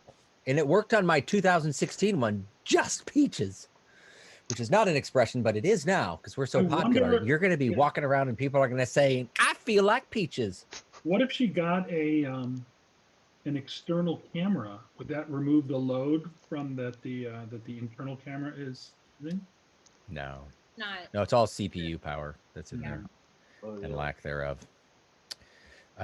Okay, so I am moving you guys outside. You're actually 60 feet away, but I don't have room to put you 60 feet away. And I figure since you've killed everything else that's nearby, I can put you here just fine, and everyone will be good. That seems fun. Yeah. So 1, 2, 3, 4. Who am I missing? Oh, Pele's still laying out in the rubble next to his dead dogs and skeletons. Swimming, enjoying a ration. And for me, my ration is this homemade cake pop. I would very much like to sneak back into the cave and take out this goblin on the bridge. I think we should try to avoid that goblin and go that other way that we were going, but I do have an idea of what we can do for that goblin. Just get sad. You know? If we can quietly go past him, good. If not, I have an idea. Well, okay. But can you put him to sleep? No. I still will not put anybody to sleep. You can't, can you? You don't have spell slot? Well, you should have a spell slot now. I was going to say, I've now gained a level, so I do have one spell slot. Are we giving that? Yeah. Okay. Yeah, you've leveled up in every level, every source of it. So I know you guys had a question, like you leveled up and you got extra hit points. Technically, that's not the rule of D&D. It just increases your maximum. But if you leveled it up and it bumped up your hit points, who am I to complain against math? Just go with whatever it does to you. Oh. Yeah. All right. So you get them for free. I'd already adjusted down, but I am not gonna. I think I. Yeah, it technically just increases your maximum. So technically, whenever you move up, you need to heal to get up higher. But if they have chosen to do otherwise in the world of D&D Beyond, then I'm not going to say whether it's a good or a bad idea unless there's a sponsorship involved. If Roll20 sponsors us, I'm going to say it's a really bad idea. And if D&D sponsors us, D&D Beyond, then it's a good idea. I don't want to argue with D&D Beyond for sure. I'm going to say that I throw my allegiances around even looser than Lindsey Graham. So take that for what you will. Those who follow politics are laughing. Those who that was hilarious are not. So I enjoyed it.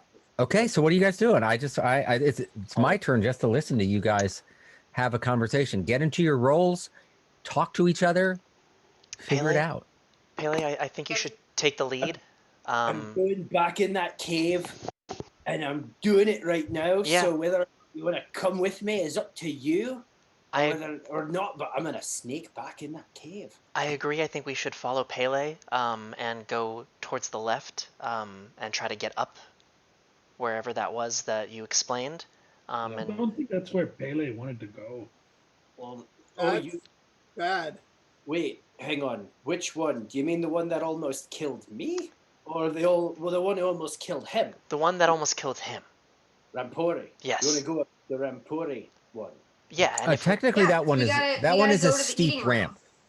So the one that's the one that you went up before with Rampuri that fell and collapsed on Rampuri is a steep ramp, right? You move at half movement on the way up. The other one is a straight up fissure that you are climbing. It is substantially more difficult to go up that, Definitely which you learned. think about that when I started. But if we have everybody there, we can help each other get up it. Or we could Yeah. all get buried in the avalanche. Well, we'll Guys, find we gotta out. go. We gotta go get this guy. Go now. Guys, go save him. Meanwhile, on the stretch rack, Gunder and Rockseeker saying, "Oh, I hope they're not wondering if they can make it up the ramp or not." Oh God. I think we have a plan. I think we should do it. Oh. Pele? You're first. All right. Wait, I would like to roll to sneak in if I could, please. Okay. Are you guys all going together or I'm are going. you? All right. So I'm just going to like Then- throw an order on here just for let's fun. stay together. What do you want to do? The monk has Yeah, something monk. to say. I have something. Oh, I forgot my stick. Hold on one I second. like how Fire. I actually like most of the time, since a lot of us are new when we play and we role play, we say things like my character is going to say blah blah blah. But I actually envision Rampuri stopping and saying the monk has something to say. The monk has something. That is that I envision that is how I view that. Everyone else, I'm like, you should just say it. I But see I that, know yeah. I know the monk is gonna actually say the monk has something to say.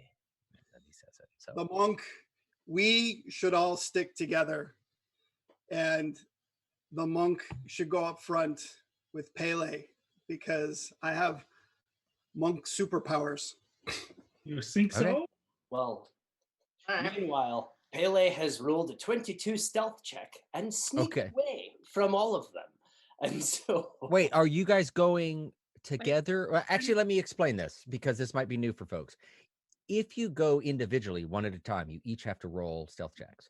If you go as a group, we do something called a group stealth check, which means there's a minimum that you need to roll, but it works for the whole party.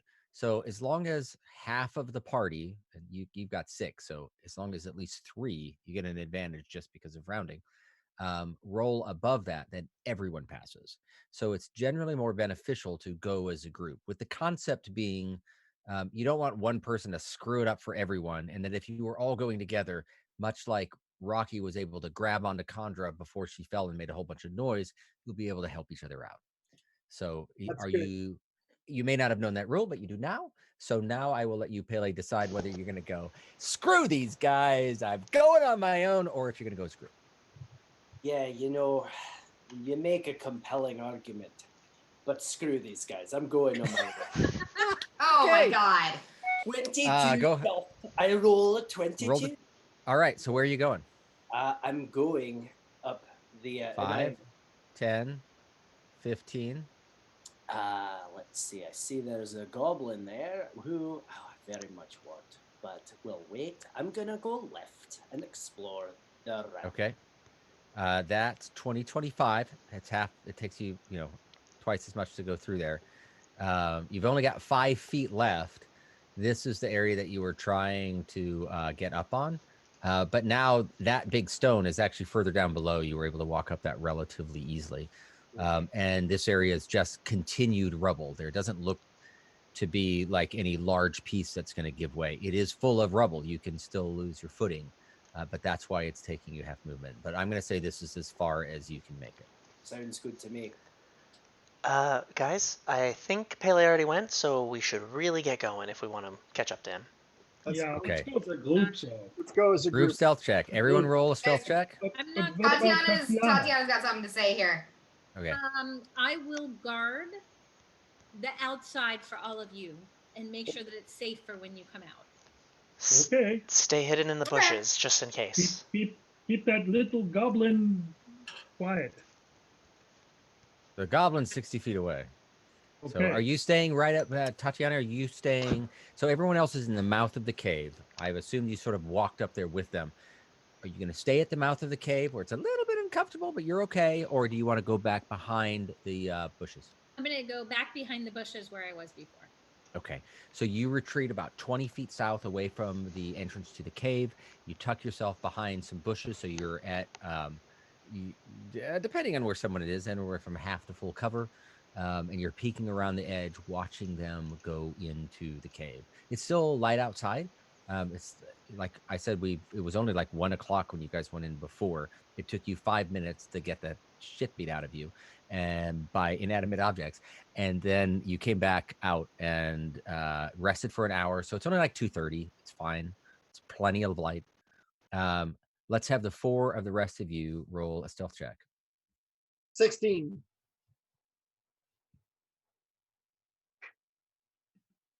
Yeah. 16 for me. 8. I rolled a nat 1 for a total of 5.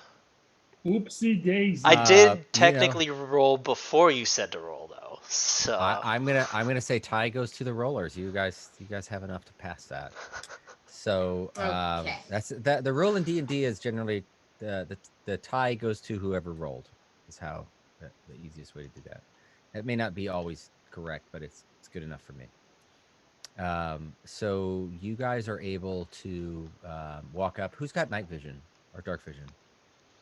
Chandra, Chandra, Rampuri is able to tell what's going on. Monk super. Melee, I believe. Monk What about the superpowers. little stone? We could pick up the light stone. Still in there. So you guys notice as you get closer. Let me move you up to where we are. So you go past the wolf blind, which is full of dead wolves. Dave, were we smart enough to pick up the sorts of light that we had thrown in there? It's since expired. How long does that last? It's like 10 minutes or something? no, I think it's an hour, but we did short rest. Yeah, Okay. so it's gone. So you guys move up 5 to 15. Rampuri, what you notice is you kind of know how far your superpowers let you see, but they seem to be tapering off right on the other side of the bridge. It's getting a little louder.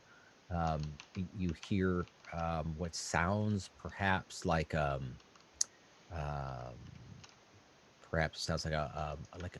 waterfall, a decent amount of water that is going through somewhere.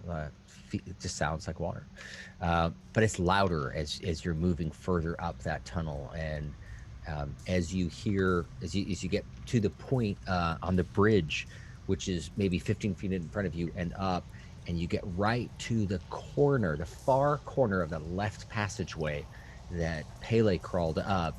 There's more of a direct shot that goes deeper, and more sound, and it's louder as you get to that. And it's a little bit harder to perceive what's going on. It gets a little confusing just because of the volume of the noise that's there. But you guys are able to make it all the way up. It doesn't look like Sandy is paying much attention. Pele, what do you do? I will continue up the rubble. Okay. 10, 20 feet. Everything looks pretty stable at this point. We're going to move you just to poking your head out of here, right? This is the best that I can show you based off of that. So you're the only one that can see this, obviously, because you're the only one that can see this. But as you look in, you can see there's a little bit of a passageway up to your right. And as you look down in this direction, see if I can clear this out a little bit.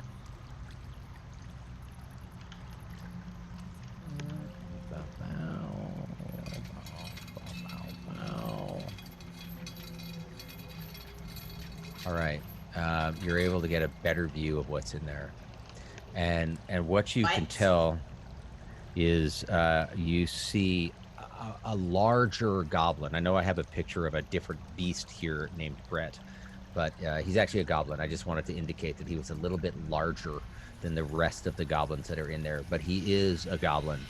And you can see this up. Sorry, I thought I got this. You can see a goblin up here, just to his north. The cave, this eating room, so to speak, is pretty messy. You can kind of tell there's some mats on the ground where the goblins probably slept. You can see some ropes. You can see some smoldering fires that are in there as well. And as you look through, you see a handful of goblins. Right now, you can see 4.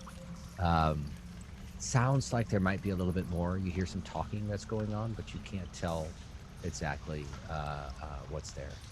But that is what you notice.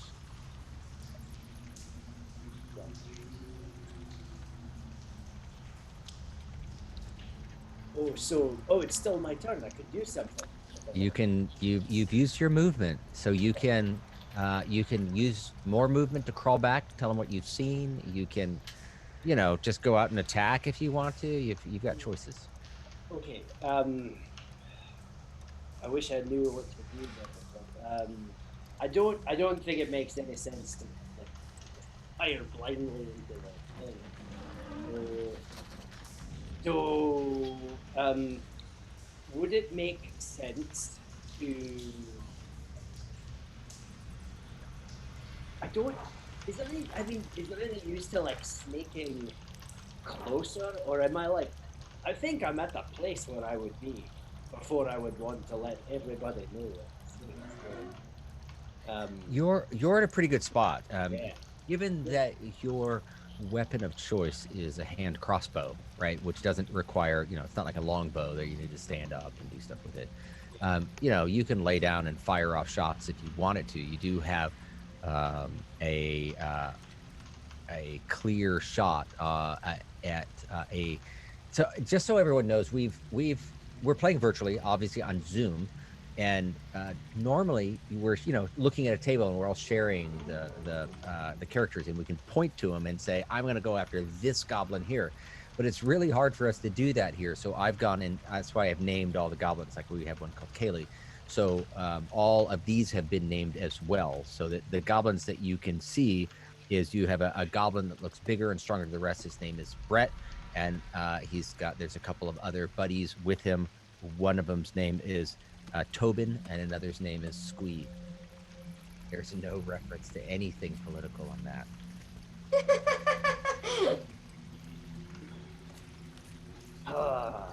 I think in this moment, is there any way?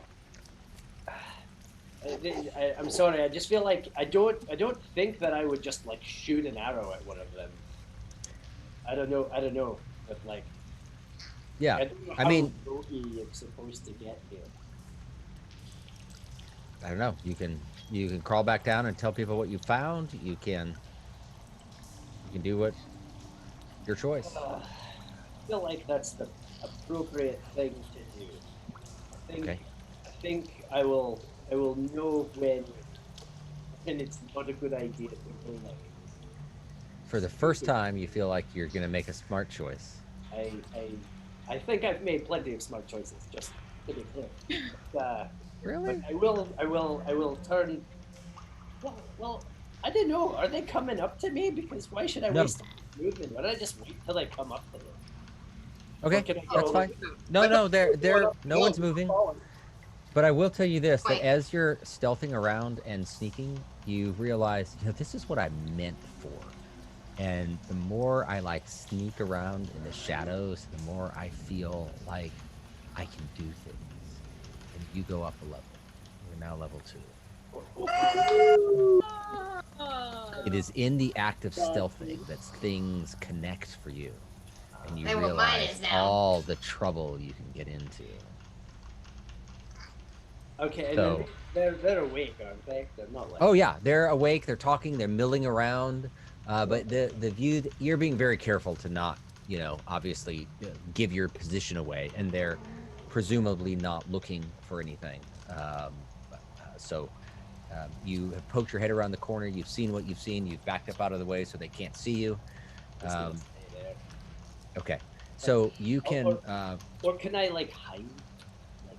You are hidden. You've not been exposed, so you can consider yourself hidden right now. Yeah.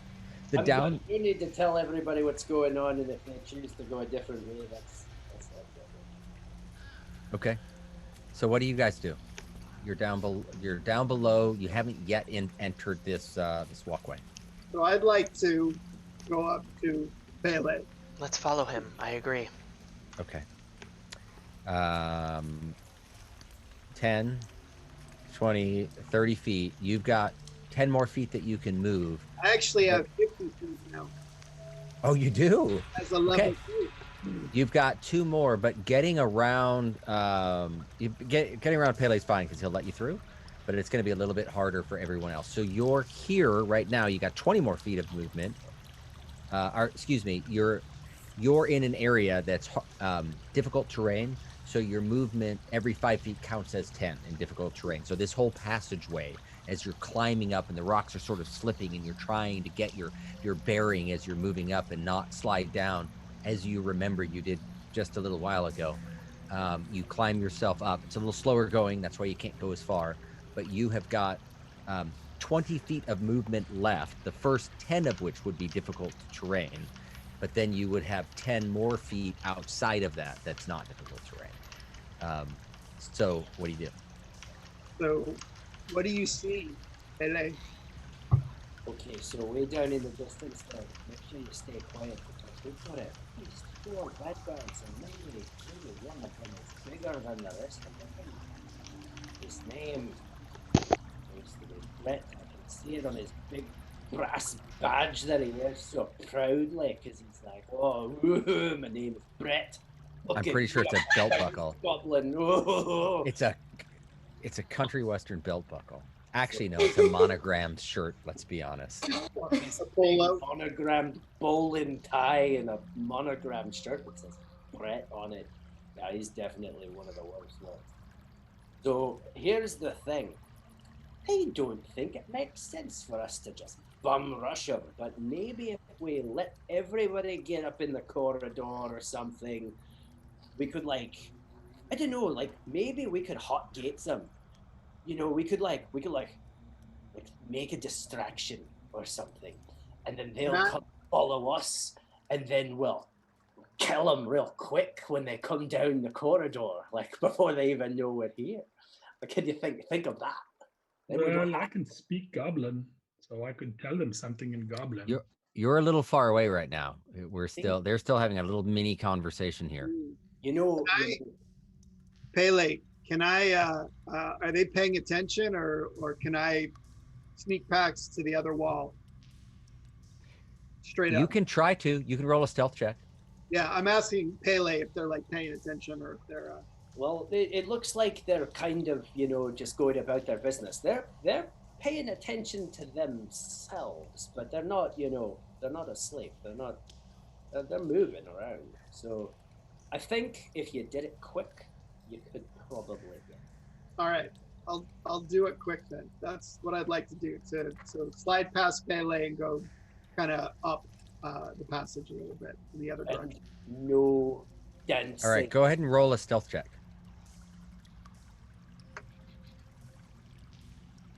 17. 17. All right, so you sneak past Pele. You peek around the corner.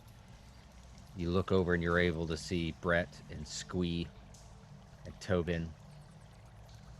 And you dart across the aisle. I'm going to you're just hanging out in this little bit right here, pressed up against the wall. So you've crossed the, as you've climbed past the entranceway, to your left is the large area that is called the eating room.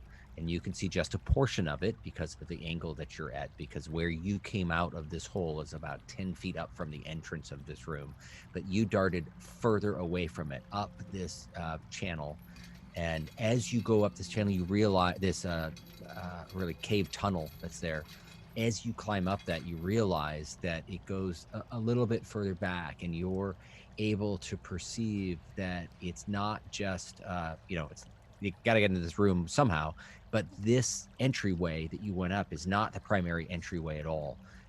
You realize that there's a tunnel that extends back towards kind of curls back around to where the bridge would be ish. You don't know if it connects to it or not, but you've got a little bit different of a view there where you can see a little bit further.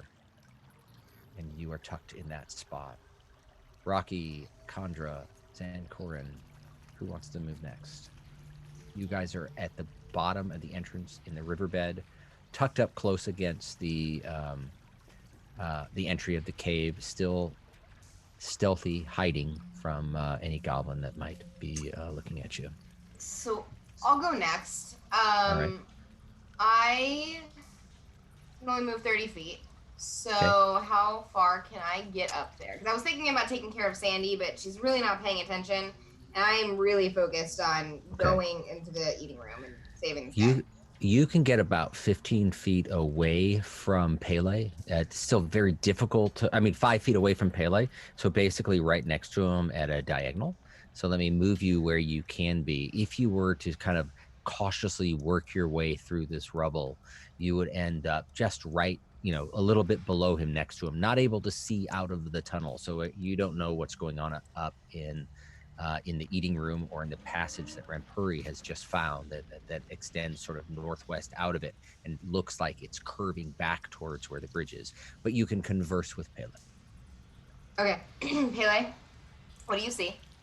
See a bunch of freaking goblins, and they are really ugly. So, I've been thinking, do you have your beige missiles that you can like bend around corners and things? I do, actually. Yeah, I do have those. Is there any way that maybe when we're ready to go, you could like shoot a bunch of beige missiles at them and then like surprise them? Or like Totally. Put them to sleep? Or what do you think? Because there's 4 goblins, 3 small ones, 1 big one. And we could mess them up, and I don't think either of us really need to like go run in there ourselves. But maybe we could get Rocky to do it. He loves running into things. Now, Chandra, He does love running into things. Chandra, you know that with your beige missile, you can attack anything at quite a distance, but you have to be able to see them. So you can't, even though you can make it go around a corner, you still have to be able to see them. So if they're on the other side of a stalagmite, you can bend it around the backside and shove it up their keister if you want to. You still have to be able to see them. So right now you could not fire because you can't see where they are. You're just having it described to you. But you could, on your next turn, perhaps move into a position where you could let loose a couple of beige missile bolts. Okay, so Pele, just so you know, I can totally get in position to use my beige missiles when the time is right. But I also have this cool thing called Witch Bolt, where we said there's a big one, right? There's a big, scary one. Yeah, it's really big one. If y'all can take care of the small ones, then I can actually do some pretty big damage consistently to the big one. So let's all get in position and then see what happens. Yeah. Sounds good to me. I'm not one who wants to, die for nothing. So, not today. Not today, buddy. Toss a little wink over at the monk and. Van Corin, what are you doing? To go, my mic. No, Dave. But thanks. Mike is my middle name, Oh. Michael. But. Well, so I guess question. I have halfling nimbleness, so I can go past people that are in my way, but I only have 25 feet of movement. So so that being said, how far can I actually get? I'm going to say 25 feet of movement. That's only going to give you round down on those. That's going to only give you 2 squares right behind Condor. 2 squares? Okay. Yeah.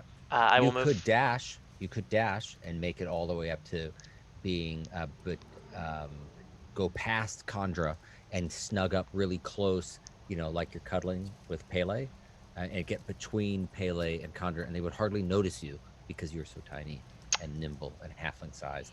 You're adorbs. I'd just hug you if I could. Yeah, never met in person, so, I would like to do engaged. Well, yeah. Technically married, actually. Just Oh, technically married, right? But We- Michelle wouldn't mind. she wouldn't. Yeah. Let's get there, all snugly. And then I will say. Oh, God. So Thought you were one. I thought. Oh, Gordon, is that you? I get that a lot. Don't worry. I thought you were So a badger or something. what Frickin'. what do you see? What's going on? I thought you were like a groundhog or something. I hate groundhogs. That's good to So- know for when I decide to do an actual joke on you. Announce yourself next time. There's 4 big old. I'm assuming Pele's told me. Maybe you guys can like. Yeah, talk to each Pele's let you know what he sees Okay. and what's there. He's told you that Rampuri's crossed the hall on the other Got side. it. He's kind of pressed up against the wall. Rocky, what are you doing? other. Bada bing. Rocky's going to move stealthily forward. Okay. Is there enough room for me really to use a longbow in here? I'd say probably not. No. I mean, you can have it ready to pull out once you have some space, but moving to just behind Condra is 20 feet. But you guys are huge, that you can't get past Condra. Yeah, I'm just You're, gonna Alright. you're a little ways behind her ready right to here. go. But you can tell by how far you move this turn, you can see Pele up ahead, and you know there's sort of a flat area beyond that you could probably make it just outside of this cave, of this tunnel, this steep passageway, in order to get to that top level that's there. Can I hear anything? Any goblin language? Roll a perception check.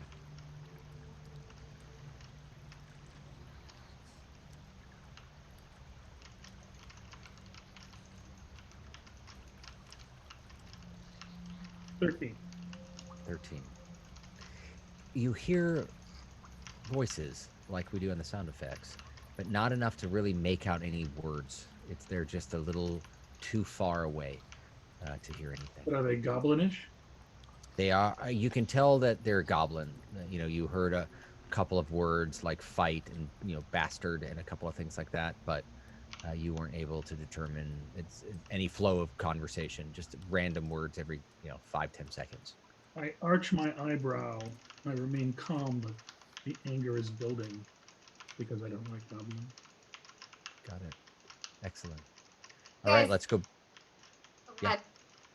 No, I'm you go ahead. Should we have a better plan here? I mean, is there? And I'm whispering. Yes. Is there a better plan here? Here's what I Yes. think we should do. I think we should all take one more turn to get into good positions. I am not going to put myself into the front of this. So how about, pretty sure that maybe I'll like go to the right and I'll get ready with my bow. And then Condra, you can come with me and we'll be ready to like shoot them. And that'll give enough space for Rocky to go by. And then he can do his thing. Wait a second. No. Doing my thing would mean going in there. I'm not going to do that. That makes no sense. We have a natural bottleneck. Yeah. We want them running to us singularly. But also it's a good idea. So can Rocky? Can you hear any names that they're saying? Can you call? Can we get into position into the tunnel Yeah. a little bit, and then you call them over in Goblin, and we can maybe take them out one by one? Yeah. I'll get in front. I can talk to them and say, get them to come by. Just be ready with your magic and the backstabbing and all of that stuff. I just so we're clear, I don't know if that will work because knowing Yeah, I and don't reading. know. So backstabbing, what is that attack? Like, Becky, she's such a bitch. Backstabbing. I launch a backstab attack against Becky. Draw stack. Just Yeah. just so we're clear though, every plan is always going to fail, at least from my experience. So we may have to run in there. Bad attitude. So that being said, let's just be prepared to the people who have ranged attacks can be in range to attack, and the ones who can go in can go in and take out the ones who will try to attack us. Cool? Sounds a Fair. lot like my plan, but said differently. I think Dave. Well, I won't be able to say anything until I can see how much room there is. But it might make sense for me to start with a bow and then drop it and pull a 2 short swords. Sure, that's I fine. You vote can make those yes. decisions as you go along. I Huh? force your hands, and I raise Lucky the bow. Are you gonna attack from here, or are you gonna like move into position? So are we rolling initiative? I mean, if you're gonna attack right now, I want to go ahead and roll initiative. If you're gonna sneak around, then we can continue to try to sneak, Yeah, and you try guys to can sneak. position up. I think Well, setting well, setting Get up into is good. position first. Yeah. Pele, what are you I- doing, Pele? I look at them and with a cheeky grin, and I say, "Just kidding." I didn't. Never forget how crazy Pele is. And then I sneak. I think that I will sort of take the opposite side of the tunnel to Rampuri. So I just like one Okay. square, like up, out of the way with a good line of sight. Okay, you can't be here, but see this as you look north, you realize you're kind of exposed. You need to go back another 5 feet into this little crook in the wall that you can kind of tuck your body into. So Rampuri is across from you, where part of the tunnel bows out one direction, and he's well hidden. You're a little less well hidden, but let me have you roll a stealth check. Okay, a stealth check. And I roll a 10. A 10. Mm. Okay, good to know. I'm not going to tell you what happens with that, but good to know. Okay, Zancorin, you are next closest to the front of the cave. As he moves out of the way, you get a little bit of breathing room. You can poke your head around the corner, and you can see a little bit more. You can see all of Squee, because you're kind of angled down a little bit lower. That's there. But this is kind of your view. That's there. What do you do? And I can see Brett from here? You can, as you poke your head just sort of a little around the corner, you can see Brett. You can see a little bit of a couple of other goblins. Good light. So you're able to see 3 regular goblins and one just sort of, bigger, husky Is there like goblin. a fire or something that we can see? You do smell some smoke, and you don't see any fire going right now, but it's smoky, like there had been a fire going in there previously. I am going to stay right here, and Okay. they can pass me, and I wanna prepare a spell. Do I have to say which one? Yeah. Okay. Yeah, when you prepare something, you got to state what you're preparing and what your trigger is.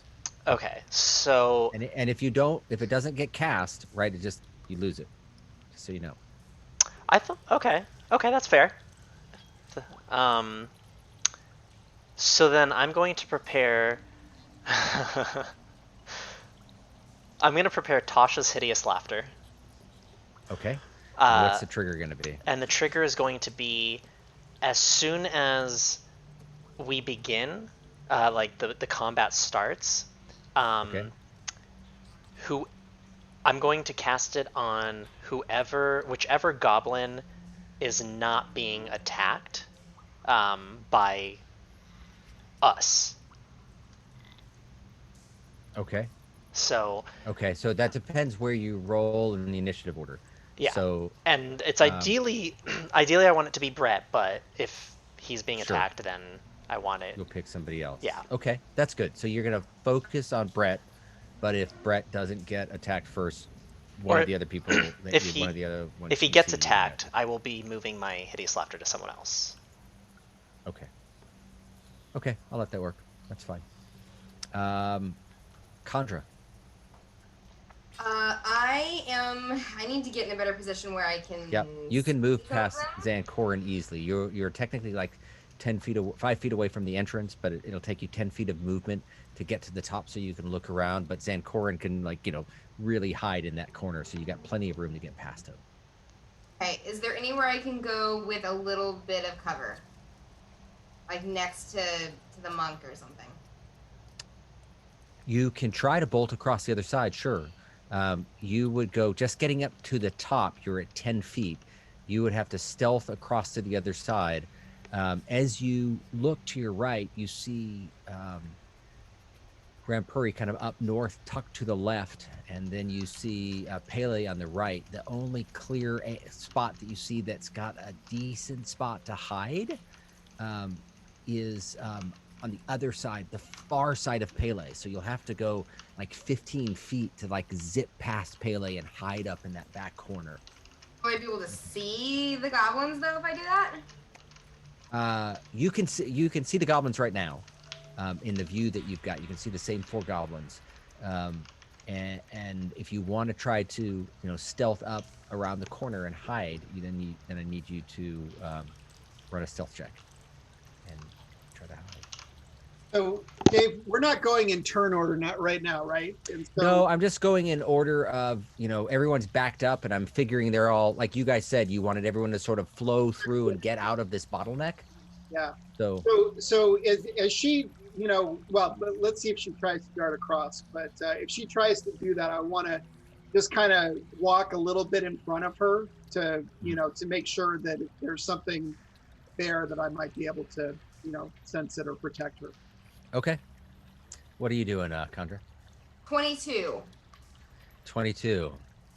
So you quickly look to your left. You wait for a moment when their eyes are not focusing your direction.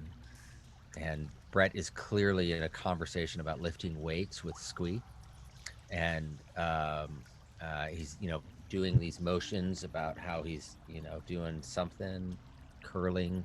He holds up something that looks like a calendar, pointing to it, saying how he's just exercising with Squee. And when you wait till he gets distracted and looks at the calendar, and you bolt up to the right as quickly as you can, and you move out of the way. Rampuri kind of steps in front to help shield you, and you dart on the other side and press yourself up against the wall. You get a little bit more view of what you can see where you're at with your dark vision, and you are able to see just a little bit further along this way. And this does appear to be bending back towards where the bridge was, but you can't tell exactly. You don't see a bridge or anything like that, but it does sort of look like that's the area. You can kind of piece it together with your keen mind of knowing which direction is north and all. You're pretty sure that if you were to go down there, you would run into Sandy, right? It kind of all makes sense to you. Yeah. Good to know. Okay. Do I have an action right now as well? You do. Yep. May I prepare to what's it called, to is it dodge if someone attacks me? Yeah, dodge. And you can I take the dodge action. Can Yep. try to avoid it. Yep, that'll let Dodge, you. please. They'll attack at disadvantage if you do that. Perfect. Okay. All right. Rocky, last one in the tunnel. Great.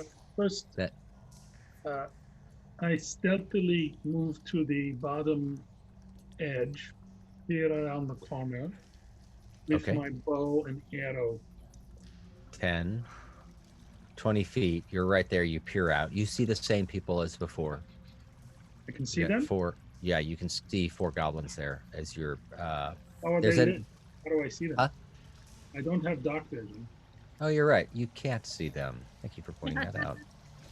You cannot see them. That's in there. But people have told you there are folks that way, I'm listening and very you're trusting that carefully there to are. hear them. I thought that Sorry? was. I'm listening very carefully. Can I hear them speak now? Roll a perception check. Okay. I can do that. Only an 11. An 11. You hear one of them say, When do we get to eat him? Oh, Not now.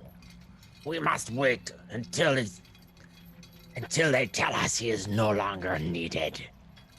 We don't know if this is the right person.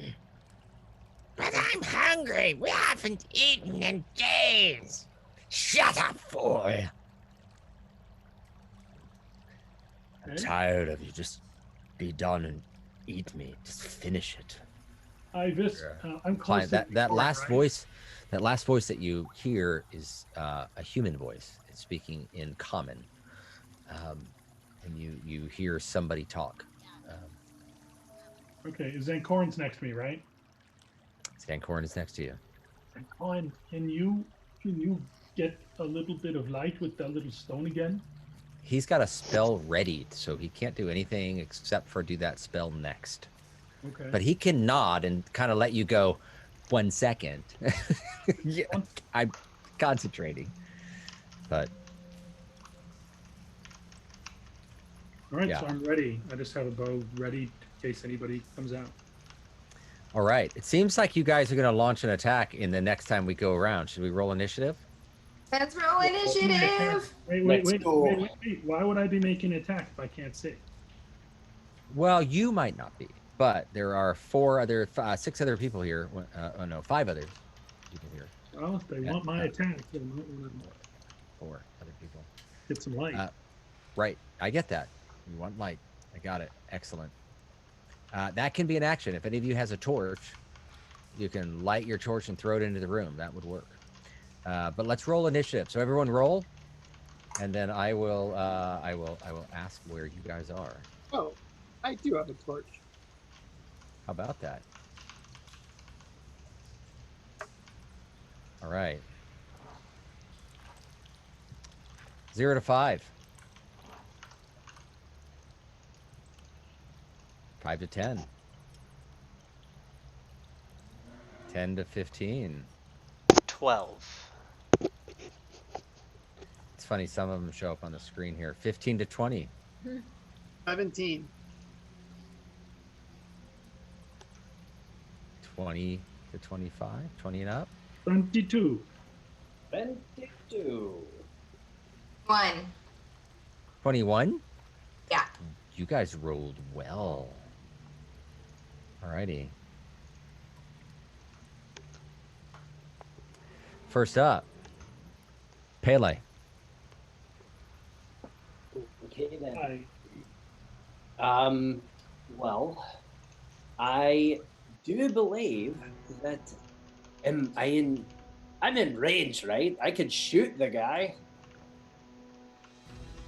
Yeah. Wait, hold on. Do you have dark vision? I do. Okay. Yeah, you're in range. You can target from where you are. You can target Brett. Oh, Brett. I look over at the monk and I say, oh man, he has no idea this is coming. And so I just wanted you to know my whole stealthy thing comes with a disguise kit. So as I pull Lucky the crossbow from its sash, you might notice that I've donned one of my sneaky disguises. And Oh, good God. and I'm ready to fire down upon it to unleash on whole hell upon Brett. And so All right. So you also get sneak attack on this, right? So go I ahead. do. Yes, I you do, do. because he does not see you. So go ahead and roll your attack against Brett. Okay, let's roll for an attack with the crossbow. And here we go. That's wait, show me. That's a 22. You pull back the arrow and unleash it as he's not even paying attention. And it fires straight towards him. He's completely unaware. Go ahead and roll damage. And we roll damage for Lucky the crossbow, and that's a 4. 4. Now roll your sneak attack damage, which is an additional, I think, 1d6. And now we get to roll the sneak attack down here, and boom, that's a 3. So a total of 7.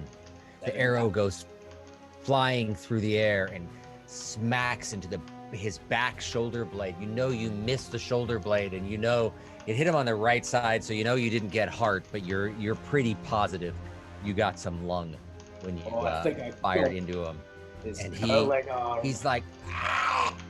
He begins to turn around, and they can see pretty well in the aisle, and he sees you hanging out in the aisle with Lucky the crossbow, but you have a bonus action. And so He doesn't know it's Taylor though. and he sees the face of death staring back at him. And I take another shot at Lucky the crossbow. And I say, there's more where that came from, you son of a bitch. And roll again, and it's another 22. 22, that's a hit. The next arrow, as he turns around, he sees this arrow flying towards him. Go ahead and roll damage. And it's a 6. A 6. As he turns around and sees it, he tries to dive out of the way, and as he turns his head, the arrow pierces his temple. And you just see him, and he collapses on the ground, blood pouring out of his head and this wound in the back, as you hear in the background, Rocky hears him yell, "We're under attack!" Everyone else hears, which means you're under attack. Can that help me? Good job, Pele. Can I triangulate with that? Use all my ranges. Yeah, you can attack at disadvantage. I want to do that. I'm All right. 22, got the 22. So. But it's not your turn. I don't believe it is your It's turn my- yet. Yes, it Is it? It is your turn. He's writing down turns by himself. Rocky. Oh wait, you had movement. Did you want to do any movement, Pele? Were you staying hidden? You know, did I hear the human voice? You did hear a human voice. Okay, I'm gonna run in there then. I'm gonna use my movement to see if there's any way that I can get in there. And I've got one. I wonder if there's any way I could like get close enough to protect him. Okay, so you run 5, 10, 15. As you get to this corner, you look around and you see this older gentleman. You've not met him before because you only talked to Gundren. But your guess as you see this guy that is beaten to crap on the ground to the point of death. He looks like he could have been formidable, but he also looks like he's been beaten to crap. And he's on the ground, and with one eye, he sort of looks up at you and gives you like a cheeky smile. But he's still on the ground. He's hardly moving, and he's tied up. He's bound. And next to him is another goblin. That was 15 feet of your movement. I don't know what your total movement is. 30. 30. So you can keep going forward, or you can tuck backwards, or you can do what you want here. I don't know if there's anything I can do for him at the moment, so I will just turn back around and say, "There's a guy I've never seen before on the ground, and he's bleeding everywhere. Somebody do something!" All right. So you run up, you take a look, fired your shots, you come back. People are aware now that in this corner there's a guy there. Rocky. Please, or DJ, whoever's easiest for me to, whoever made the noise. Squee. You can target Squee. All right, what's my minus? You roll at disadvantage until you okay. get some light in there. So, quick clarification on that. Oh, I'm sorry. You had a reaction. Well, and I wouldn't be able to see, right? You would not be able to see. How does your Tasha's Hideous Laughter work? I believe it is visual.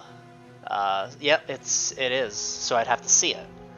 That's okay. Your reaction is still usable throughout this whole round. So if light is shined,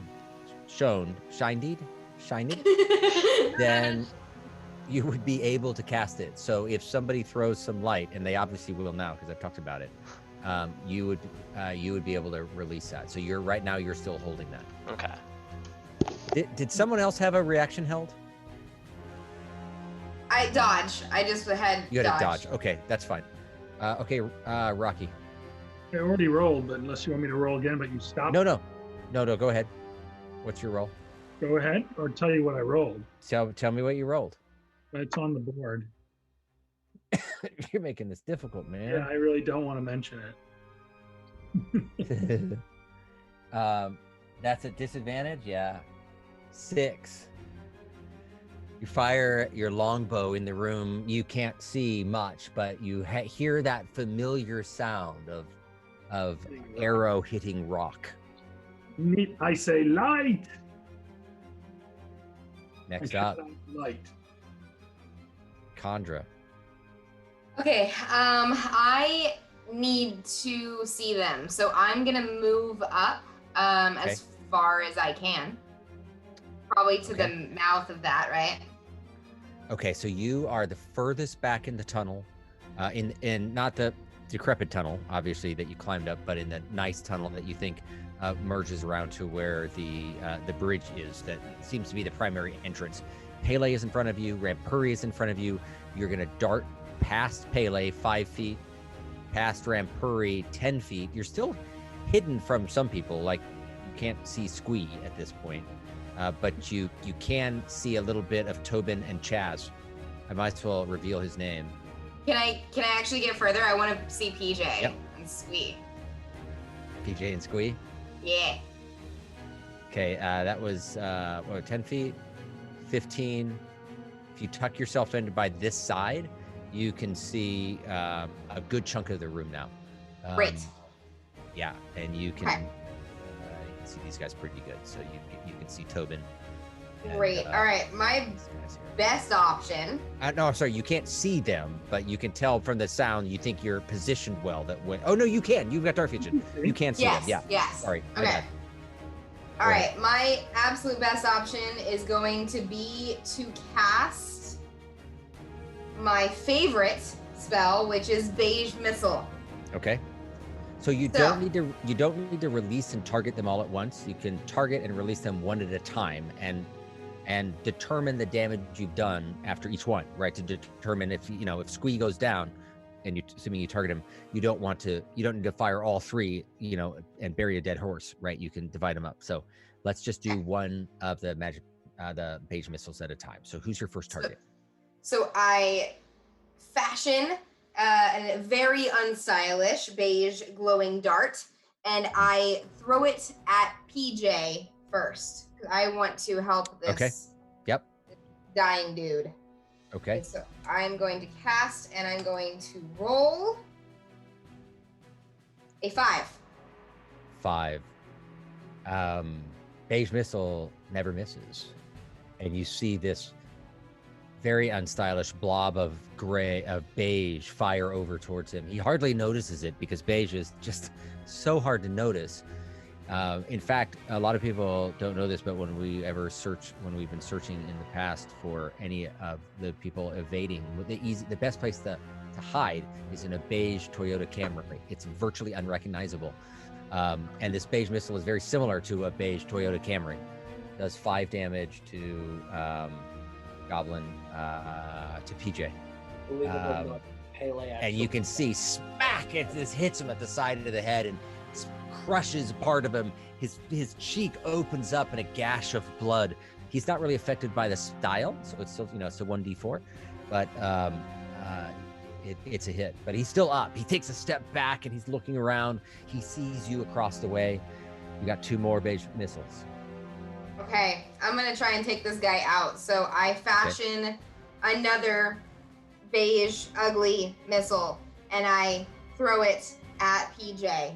All right, once again. 1d4. Let's roll it. 2.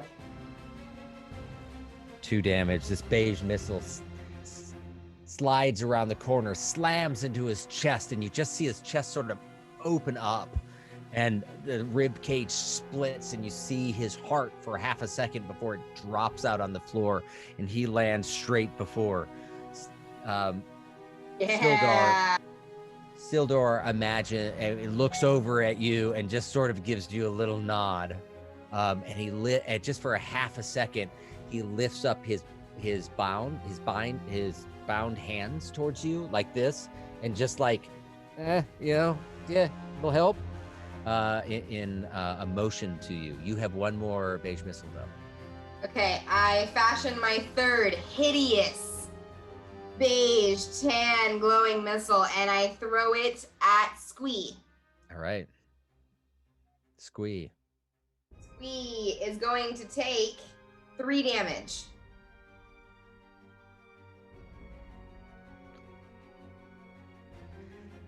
Beige missile slides across the room. Sildar is now just sort of watching these things with a little bit of a WTF look on his face because he's never really seen anything like this before.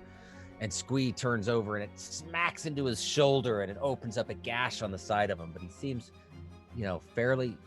He doesn't seem like he's too injured, but he's injured.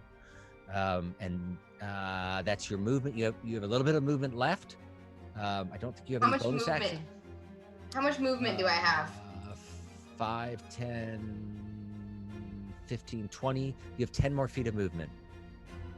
Can I move back behind behind Rocky? Is that a thing I can do? Yep. Okay, can I do that, please? So 5, 10, you zip past Rocky, you look at him, you give him a little bit of a nod, you tuck yourself up against the wall. All right. It's enough to high five Condra. Virtual high five. Sildar is on the ground. He, you see him rolling around and reaching for the blade that PJ had and starts trying to cut the binds that he had on his wrists. And you see him going back and forth, and then you see his hands finally free from that. But that was his turn. He's on the ground. His hands are free, and he's next to a dead PJ. Rampuri. So I have a torch in my inventory. Right. So is that kind of my action if I want? Lighting and throwing the torch would be your action, but you still have movement. And what about do I have the unarmed? If I did that, would I have an unarmed strike as a bonus action, or? No, I think your unarmed strike as a bonus action, if I'm reading this right, only comes into effect if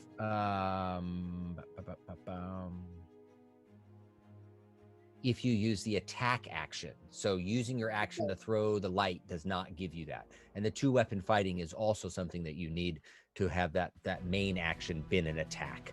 So the only thing that you would be able to do is move and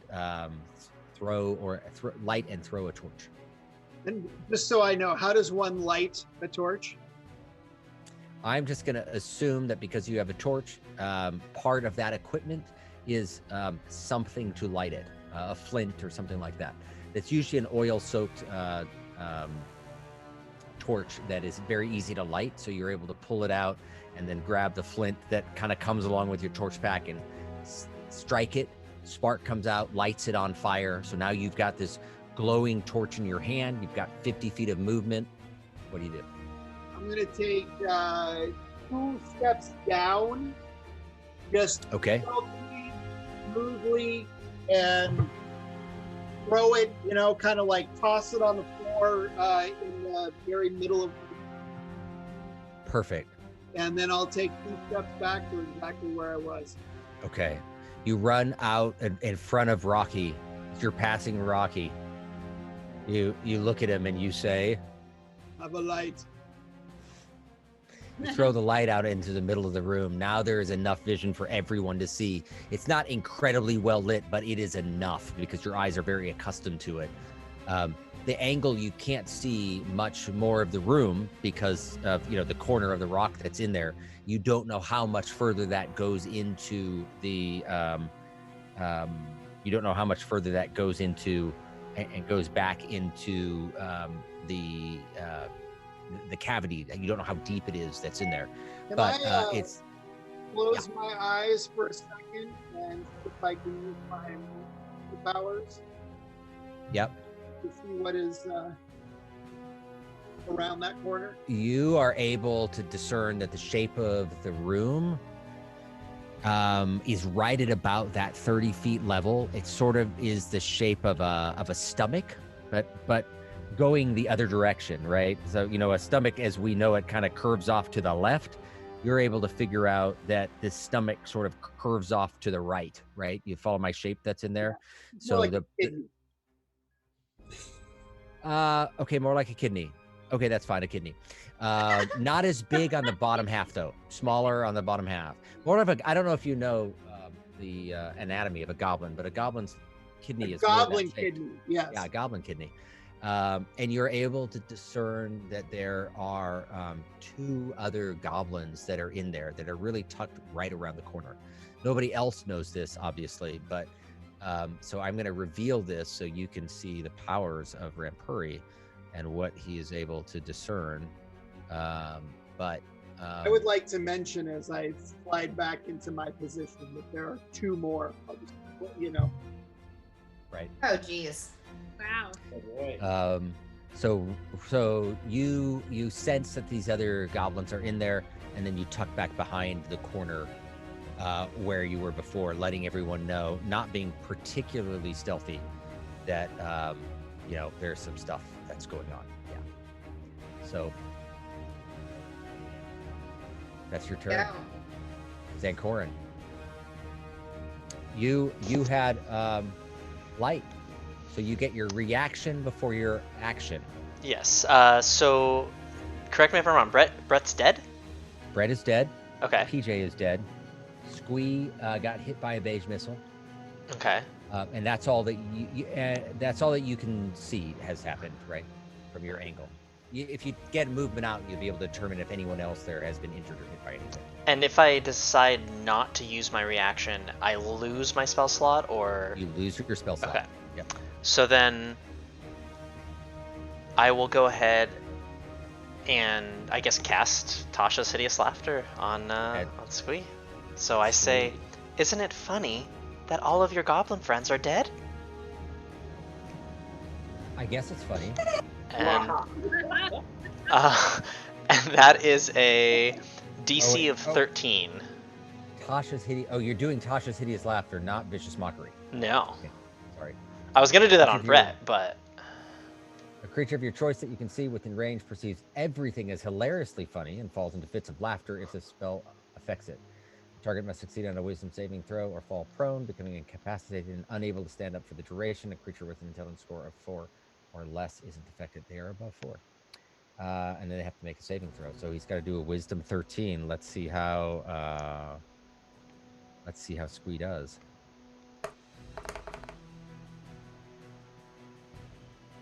I gotta check his wisdom stats. What do I add to this? Come here, Squee. come on, negative. Come on. -1. Yes. He looks over at you and he's like,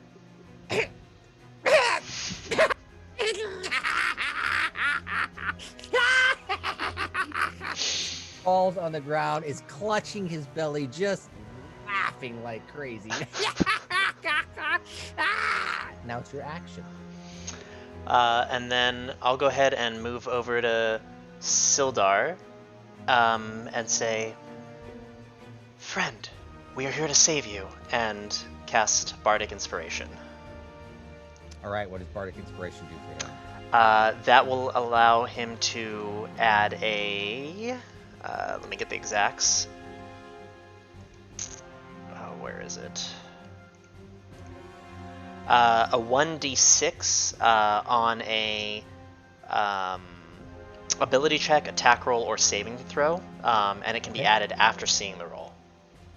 Okay, awesome. So he's got a 1d6 in his back pocket. He looks up at you and he says, That's about time. And that is my turn. all right.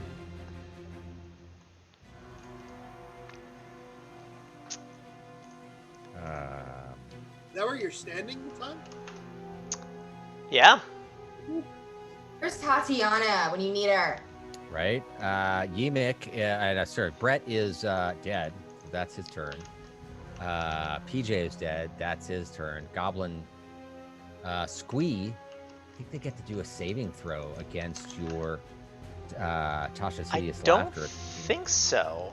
At the Hold end of each of its turns, Oh, and you're each time right. it takes damage, it can make another Wisdom saving throw. So at the end of its turn.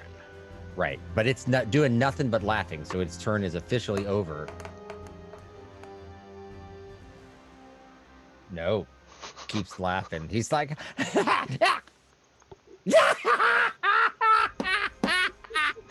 I love this spell. That's my favorite spell. I love that. Low responsiveness. Let's see who else is alive that's here. Chaz. Chaz sees what's going on, and he's like, crap, this is bad, in his mind. Obviously, he can't say this out loud because he can't. Let me try to move back up here. Oh, undo. Boom. Oh, well, it's Chaz's turn, even if I can't control it. So Chaz moves 5, 10, 15. He's going to try to tuck behind here so he's not in anyone's viewpoint. And he is going to take... he's got a scimitar that he pulls out of his side. And he looks at Zancorin for a second and then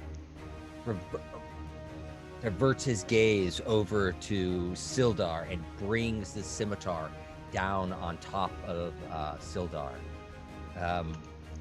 Sildar is still prone on the ground, which means he rolls at advantage on this type of attack. Nat 20. Oof. That is not good. Sildar. Let's roll for damage. 1d6 plus 2. 3, 6, 8 damage to Sildar.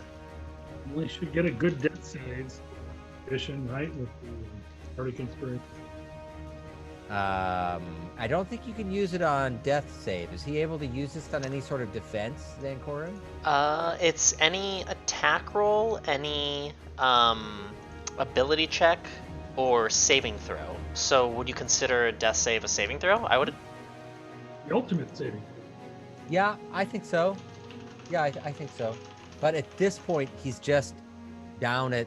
he's unconscious. The scimitar slams into the side of him, and as much as you could tell he was fighting to get up, he just unconscious on the ground and is bleeding out by the side of his arm with a big gash that's in the side of it. So Sildar is out for... he is out for the count. But that is the rest of the goblin's turn. I'm gonna get Sildar to Tatiana. We need to get Sildar out to Tatiana. Erica is next. Tatiana could just come in here. Erica takes out. Erica is at a point of cover. Actually takes a step back to hide a little bit more behind this stalagmite that's there. Actually, I'll leave the same spot because he's hiding from Zancorin. And fires a short bow over at Zancorin.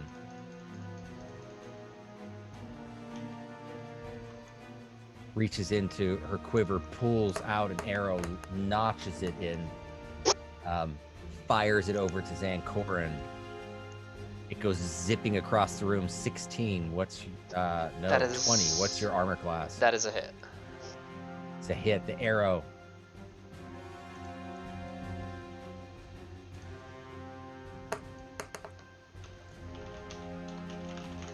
The arrow travels a little bit low, aiming towards your left buttocks.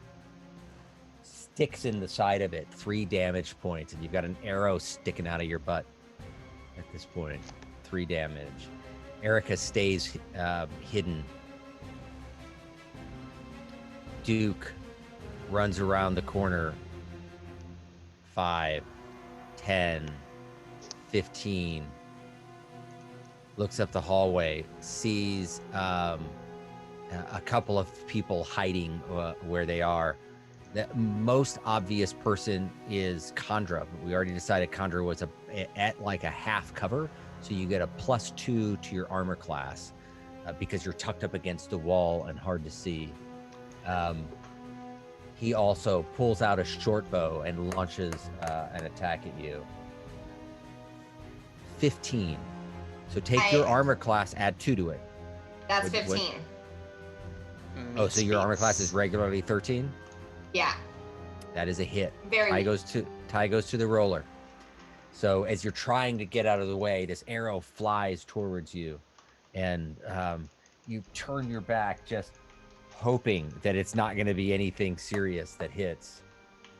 But it slams into your upper shoulder blade and sticks in your shoulder blade. 5 damage. Oh, that doesn't feel good, y'all. Doesn't feel good. Tobin also runs across, sees Zancorin on the ground there, takes out his scimitar. Actually, he's going to change. 10, 15. Gets into a flanking position so he can do an attack at advantage. As much as I let you guys use advantage, I let them use advantage too, because they're bright enough to do that. They may not know much, but they know how to attack.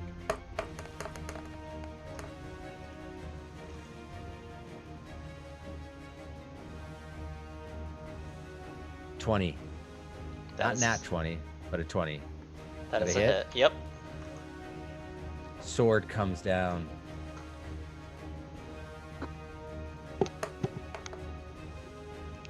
Six points of damage. Oof. And how much was the first one? Sorry. Don't remember. I think it was 3 too. Yeah, I just It was wanted to make 3. sure. It was pretty low. Okay. Yeah. 6 points. How are you? I'm pretty bloodied, but I'm Pretty hanging in bloodied. there.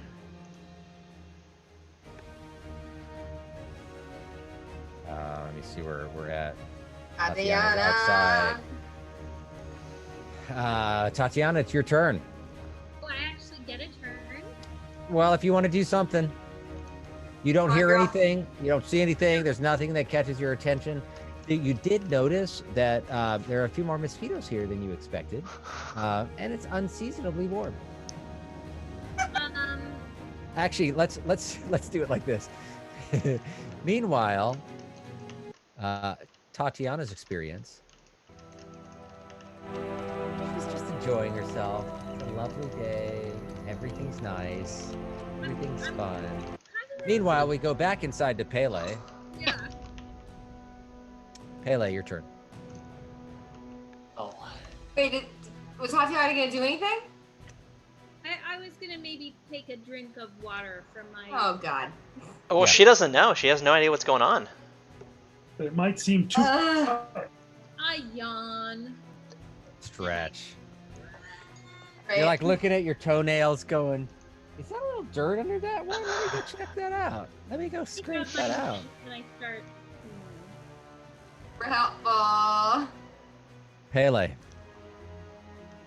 well, I see the carnage down the hallway, and as I pull Lucky from its holster, I get this feeling in the back of my throat again. Oh Ew. no. Oh, God, again, just like I don't know. It's like when you've got you take a really big gulp of soda. And it's just I don't know what it is, but I roll a 1d4,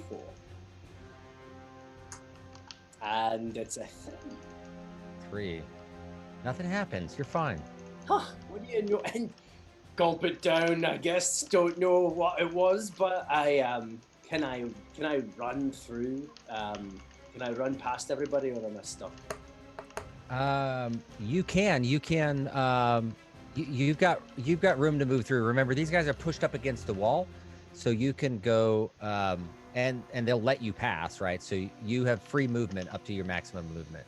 So you Okay. can run up to Tobin. Tobin is in a straight line shot with you, Yeah. so that's you what I can want. fire and move if you want, or It's move and back fire. turn. I would like to beeline at Tobin. Okay, so Tobin is, if you come up, this is just an interesting twist, and I'm going to rule it this way. So if you fired from there, right, it's a ranged attack. You do not get advantage. If you go close to him, like 5 feet away, technically what would happen is that, and you use your hand crossbow, right? It would be at disadvantage because you're close, but as a crossbow expert, you don't get disadvantage even when they're close. So you can use Lucky up close, or you can use a weapon if it does more damage, and have advantage because you're in flanking position with Zancorin. I would like to do that. In fact, I would like to just rush at him with my rapier and Okay, great. And Do that. take a rapier attack. rapier attack. All right, go ahead and roll. And we roll to see, and it is a 9. 9 plus. Oh, that's including your plus. Rapier attack. You try to slam it into him, and it just, rapiers are pointy. You make holes in people to kill them. Did he do And it that at catch- advantage? Oh yeah, Oh, did you no, do it I at didn't. advantage? Okay. Oh, so I get to try again, don't I? Yeah. Normally, yeah, you can try again. That's fine. Sorry, I didn't do the advantage part, but I technically. That's fine. Yep, that's fine. Technical difficulties. Oh yes, it's a 22. 22. Yes! All right. 17 plus 5. Okay. Awesome. So the rapier slips between the layers of a little bit of armor that he has on him, and slips down deep into him. Let's see if you hit anything vital. Deals 5 damage.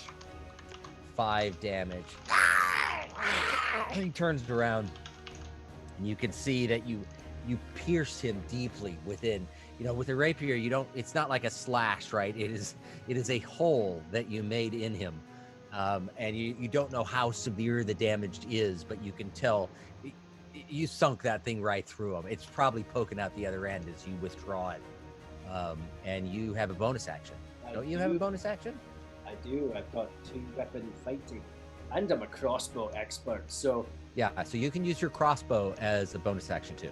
I deftly, with the skill of 1,000 thieves, heave my rapier Nice. and pull Lucky from my back, bury it in his chest, and whisper, "This once was that Corin."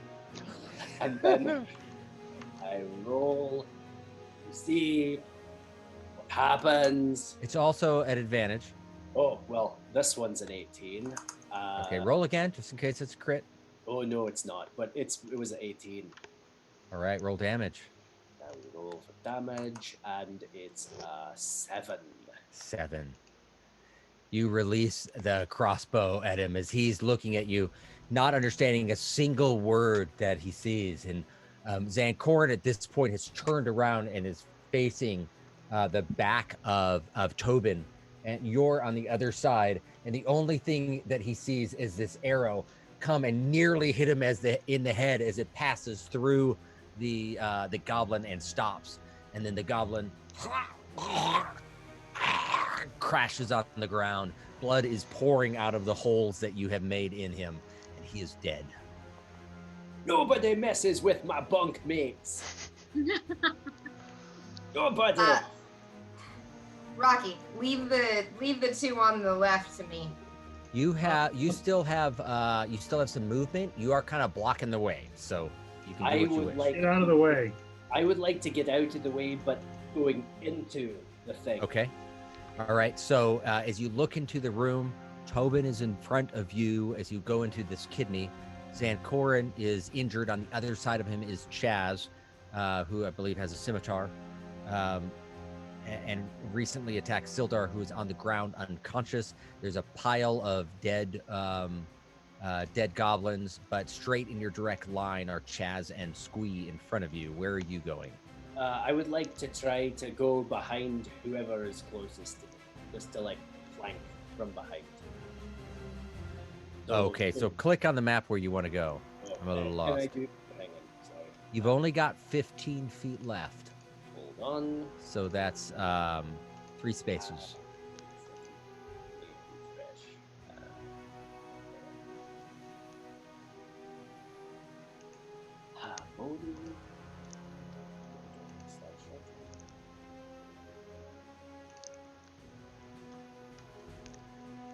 Well, he's doing that, Dave.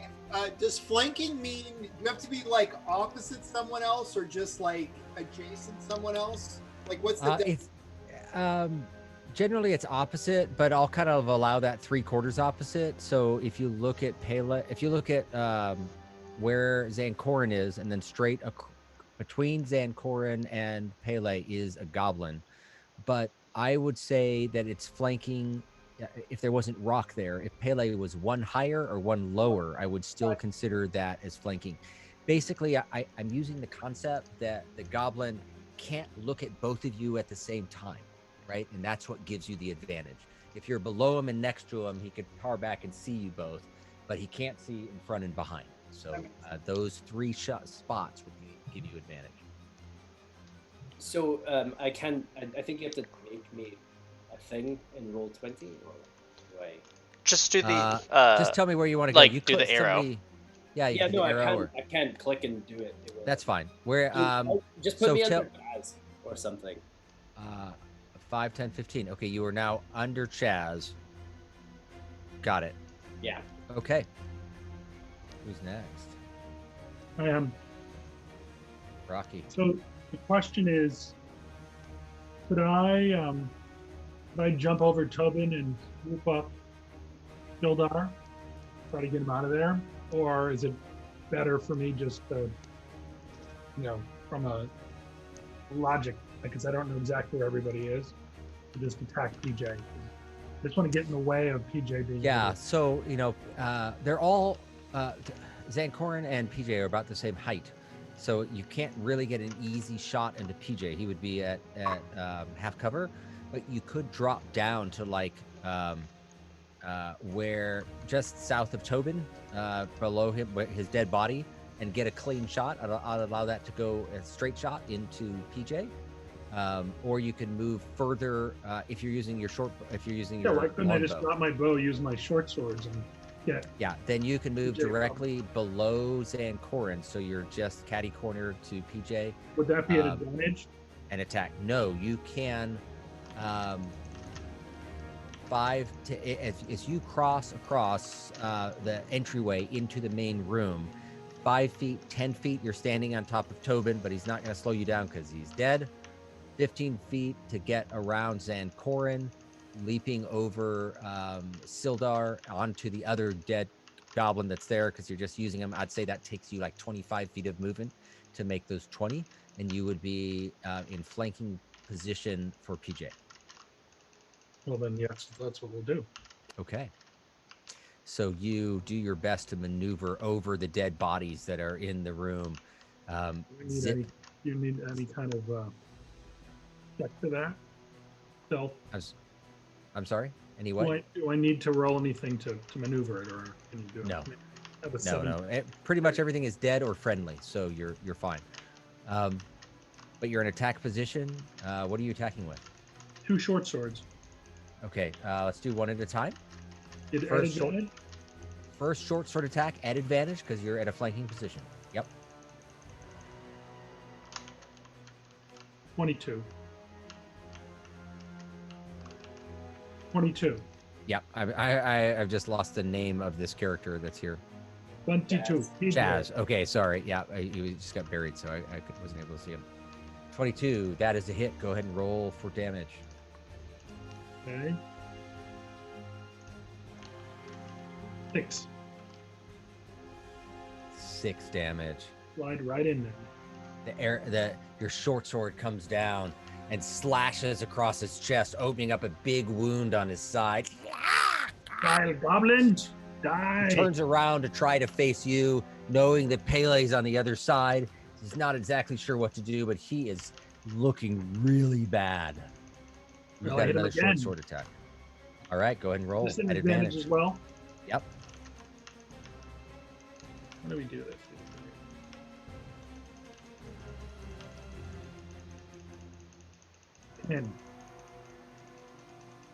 Go ahead and describe your attack. I just want you to participate in this. What are you doing in the attack? As he's moving down, I try to give an upswing to try to cut his throat. Right. Okay. So your sword comes up against him, and he's just quick enough that he's able to step out of the way, and your sword just hits nothing but air as it slides by him, and he gives a little cackle. Human, because you can understand him. Okay. And that is your turn. You have 5 more feet of movement, but can I throw myself onto him? Just interpose him, get in the way from him from attacking Sildar. He's a little guy, and I'm 7 feet tall. Yeah. Usually that is reserved for an action to be able to like grapple someone or push them. So goblins are my favorite enemy, so I know them real well.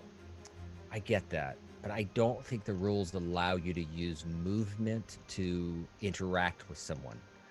So I'm going to say no. I could be wrong. I'll look it up later. But for this encounter, I'm going to say you can't actually engage with him. You can just move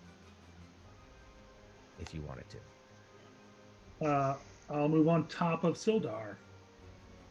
To help protect him? Okay, Yeah. that's fine. You position yourself in So a way that gives Sildar half cover. Yeah. Because you're in front of him to help protect him. Excellent.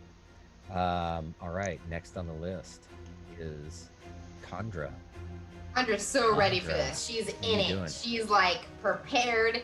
I would like to move to the corner right there so I can see both Duke and Erica, please. All right. Yay. So you are running right here? Is Yes. that where you want to be? Yep. Okay, perfect. All right.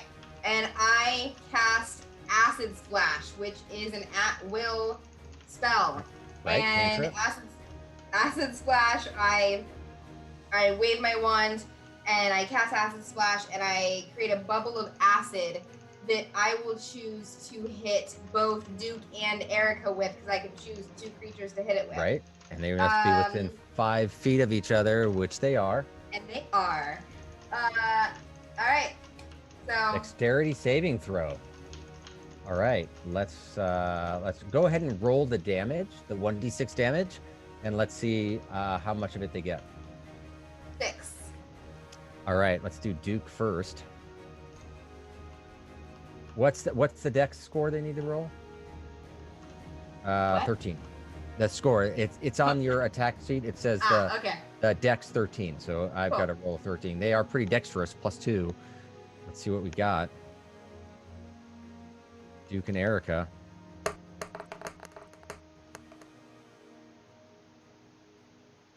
Oh, you're gonna be disappointed. Oh no.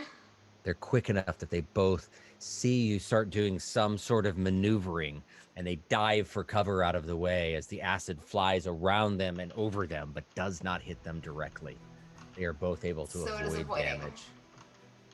Yeah, they rolled That a is so 14 and a disappointing. 14 and a 20. So they Oh both my lucked god. out. Yeah, Wow. good rolls on their side. So my only bonus action is to weapon fight. Right, but that you don't get that with the spell cast. So Not. Okay. so your There's choices are nothing else I can do. right. If you move, Duke gets an opportunity attack against you, right? Because you're leaving, so he's allowed to attack you. Or you could just stay right there and hope someone takes care of him before it comes around to his turn next.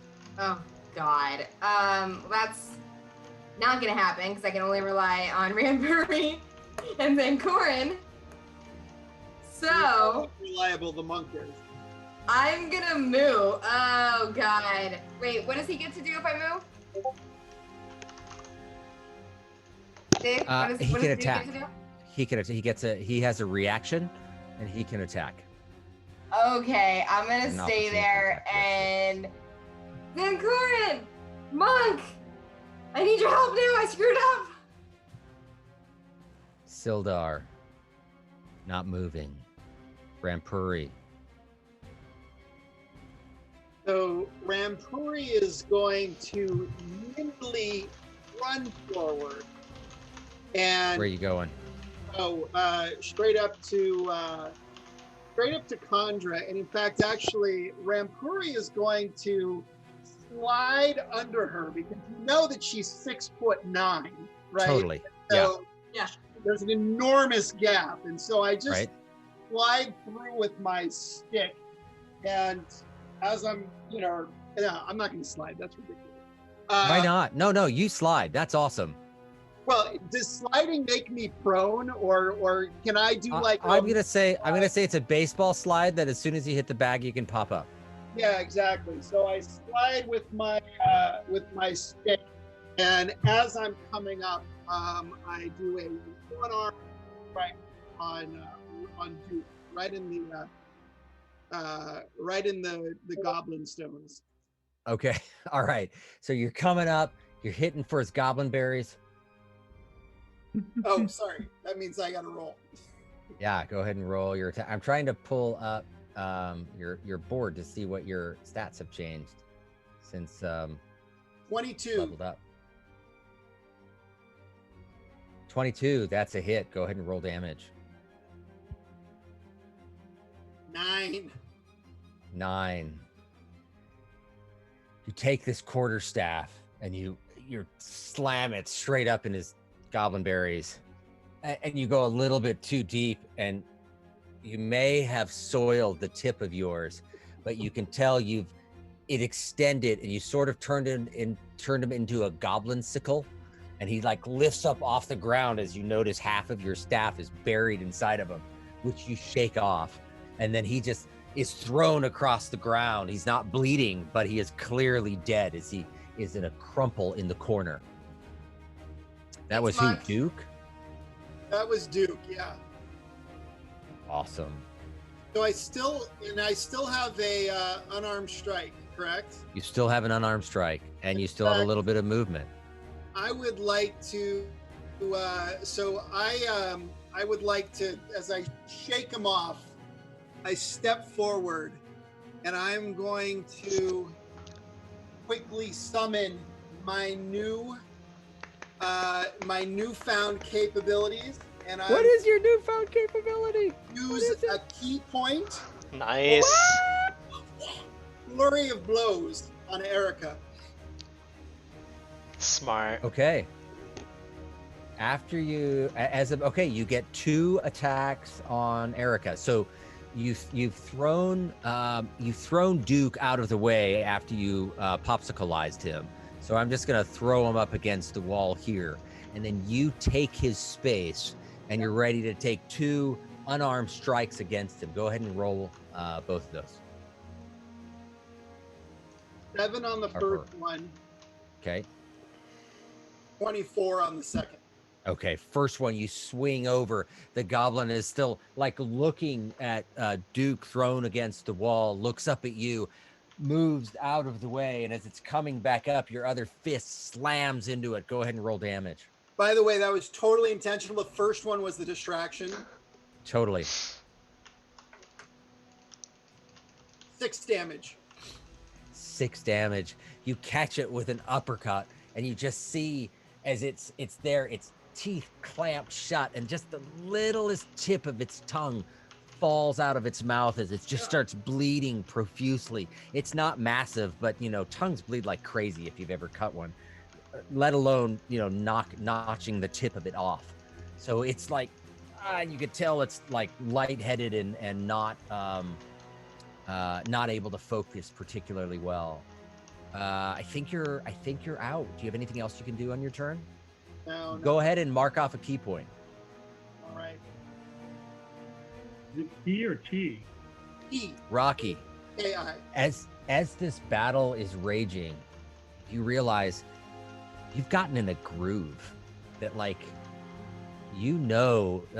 you're moving better. You instinctively moved over to cover Sildar. You leapt over people to get in the right position. And you've leveled up to level 2. Nice. Jawohl. I'm trying to think where I have left to level up. I gotta look at my notes. Tatiana's outside praying. Yeah, who has Zancorin leveled up? Rocky leveled up. Pele, did you level up? I did. Huh? You did. Yes? Yes, I did. Yeah, Yes. I thought so. Rampuri, so it's just Chandra and Tatiana next. Awesome. Okay. I like this new way of thinking about how you level up, but it's a little harder for me to track since I just invented it. Zancorin. All right. So, see what's going on here. That evil goblin. I look at PJ. I take out my rapier, and I go. PJ's dead. Oh, PJ's dead, or the one below No. PJ? PJ's not dead. PJ's not dead. You killed. I Chaz. forget his name. Chaz. Chaz. Oh yeah, PJ's dead. That's Chaz. Chaz. Yeah, totally. I look at Chaz. Right. You have all made your choice, and I attack with my rapier. This time, aiming for the heart, not a bag. Nice. Where's Chaz? Chaz is the one directly next to and alive. Ooh, actually, The one that you guys are all three surrounding. Before- His name's not showing up because of the layering. Let me move him off to the side, and you can see. Okay, well, it's not updating. That's Chaz, right? So let me put it back. Before I do that, Okay. though, I would like Yeah. to move around to near up where up a diagonal of Squee and Chaz, in the middle between them, but up. Okay, you haven't left range, so no opportunity attacks are provoked, and you've got an attack against PJ. Or Chaz. I mean, Chaz. Go ahead and roll. That's exactly what I did. But it is at advantage, right? Yes. Perfect. He 'Cause is he's flanking. flanked AF. 22. 22 to hit. Nice.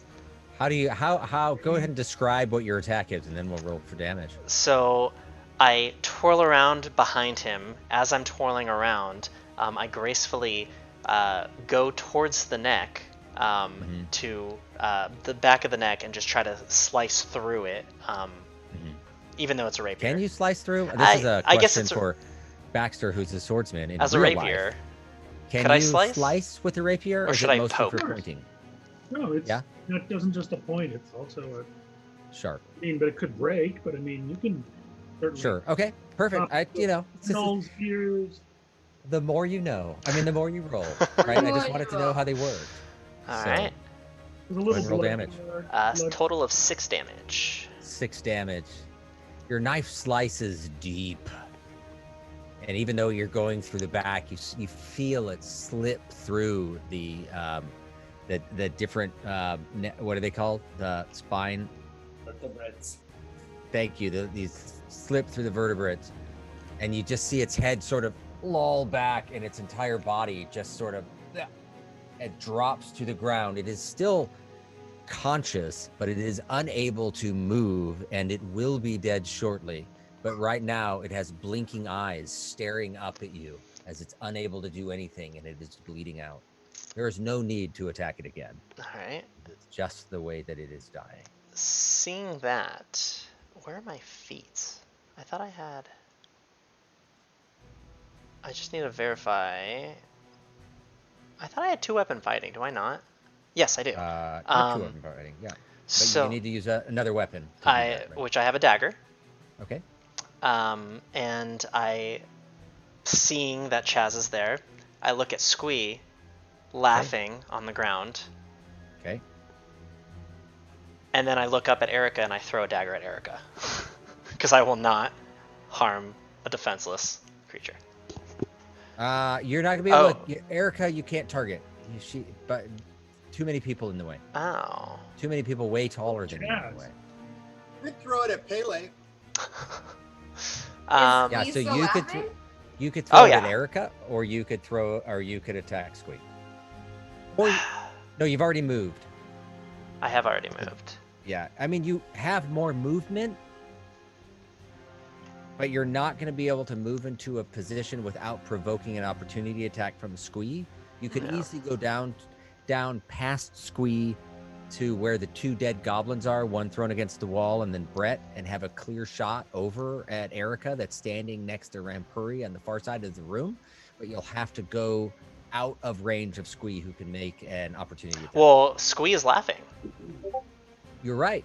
Okay, you can do that. so I'll do that. Okay, so you've done 5, 10, and what's your total movement? 25. So I can go 15. 20, 25, and you've got a shot over at Erica. You can throw your dagger. Go will ahead and roll. Throw my dagger. It's just a standard. 17. Dagger flies across the room. She's not paying attention to you. You don't get advantage on it, but she's fully engaged with Rampuri as the knife slides into her neck. Go ahead and roll damage. 6 damage. 6 damage. The dagger clips across the front of her throat, severing her arteries. Blood pours out on the front of her. She drops to the ground, and your dagger goes clattering across the floor on the other side, not even sticking in her. It was so sharp. Erica drops to the ground, And I end my turn. and you end your turn. By the way, did you level me up? Do I have more hit points? I did not level you up. You can spend this little lull leveling your character up until we get back around to you. Or you can wait till later. I don't mind. Yeah, however you want to do it. All right. There's only one alive goblin left, which is Squee. Who is squealing with laughter right now. Squee looks around the room, and he starts saying, you hear him like, Asada, Asada, Asada, and he drops his sword. Rocky understands Squee to say, I give up, I give up. I give up! I give up! While laughing. Kill me! Because he's still You laughing. Oh, you're right. I'm sorry. He has to roll it. You never mind. He is laughing all the way. Let me see if he gets past the laughter. But he won't be able to say anything on the turn. Because he does this at the end of his turn or the beginning of his turn? At the end of his turn. Right. Okay, so he laughs through his whole turn, and he's like, ah! And he catches where he's at, but he's not able to say anything else. So we do go back up to the top of the order, back over to Pele. No. Guess who's at the top of the cycle? It's Pele. He is up. Squee is on the ground. He's got a sword next to him, but he's since dropped his sword because he's laughing. But he has stopped laughing, and you see him on the ground, just sort of looking around for a sword as quick as he can. Pele. Yes. We can use him to find out where the other goblins are in the cave. So, like, what if we already got a goblin tied up outside, and we gotta go and bring this frickin' dead weight over here, pointing at Sildar, back to the cave mouth. I whip out my dagger and I sling it at its face, and boom. All right, you can roll an advantage because it is prone. Thank God, because that would have been a critical failure. Let's try a second one. Okay, that one's. Are you serious? All right, 7. So with your cocky attitude, you fling the dagger and it clangs off the rocks behind him. Friggin' ridiculous. You're far enough away. That was a ranged attack, so you don't have any other thing that you can do on that. You do have movement. Wait, I can't do. I guess. Oh yeah, because. You might be able to. Can you do a? I can do an unarmed strike. No, you can only do that if your first attack was a. It doesn't say I have any. You can punch, kick, headbutt, or use that's not as a bonus action. Okay. You use the attack action and attack with a one-handed weapon. You can use a bonus action to attack with a hand crossbow. Okay, the dagger is one-handed. It doesn't specify it needs to be melee, so you do have a bonus with your hand crossbow. Okay, well, I really make a meal out of murdering this goblin, I guess. Right. Not because I want to, but because I do. That time, it's a 23. Go ahead and roll damage. Oh, no, Arrow. No, it isn't. 22? It Was it 22? Sorry. Anyway, it doesn't matter. So, next. Oh, wait. Does my thing happen? Yes, it does. Go ahead and roll. I'm sorry. 1d4. Okay. So that happens. That happens each time. Okay. Yeah, every round. Oh man, right as I lift up Lucky, I start to think, oh God, weird thing going on in the back of my mouth. It's a 3. All right. No issues.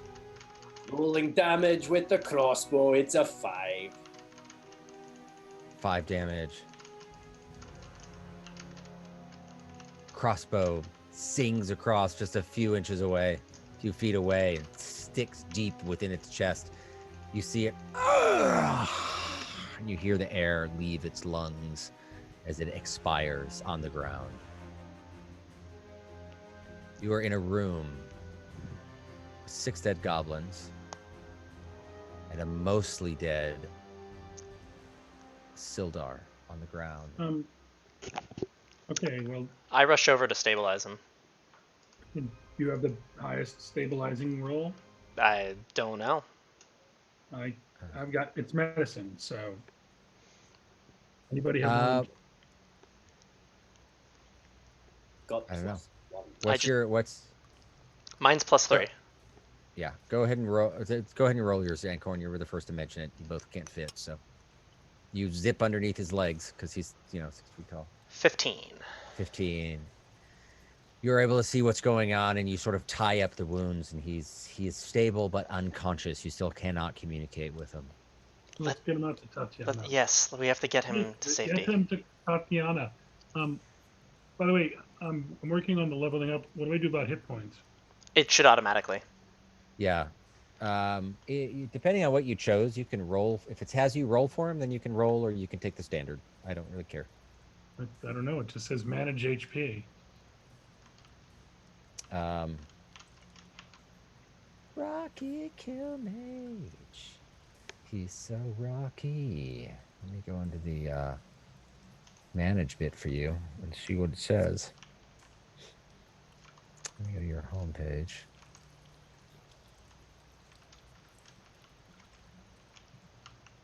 It's gonna bump him up automatically for you. The hit type is fixed on your character, which I did for most. You can choose to roll for it. I can switch it, and you'll have to roll, and then you can add it. What do you want to do? I don't care. All right, just go ahead and when you go to level 2, it looks like it's already bumped yours because I've got 20 hit points right now. Oh, okay. Max So hit how do I points. get to how do I get out of this? Or am I done? You're done. You'll want to go through each of the different options that you have in there and see if there's anything else to check. But if you grab them all after going through race class abilities, I think that's it. Yeah. Then you've gathered everything that you needed. I think you picked up some spell casting, didn't you? Oh, did I? I didn't check.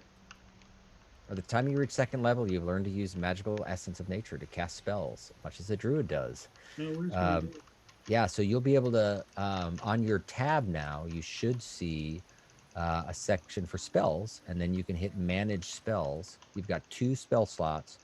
As a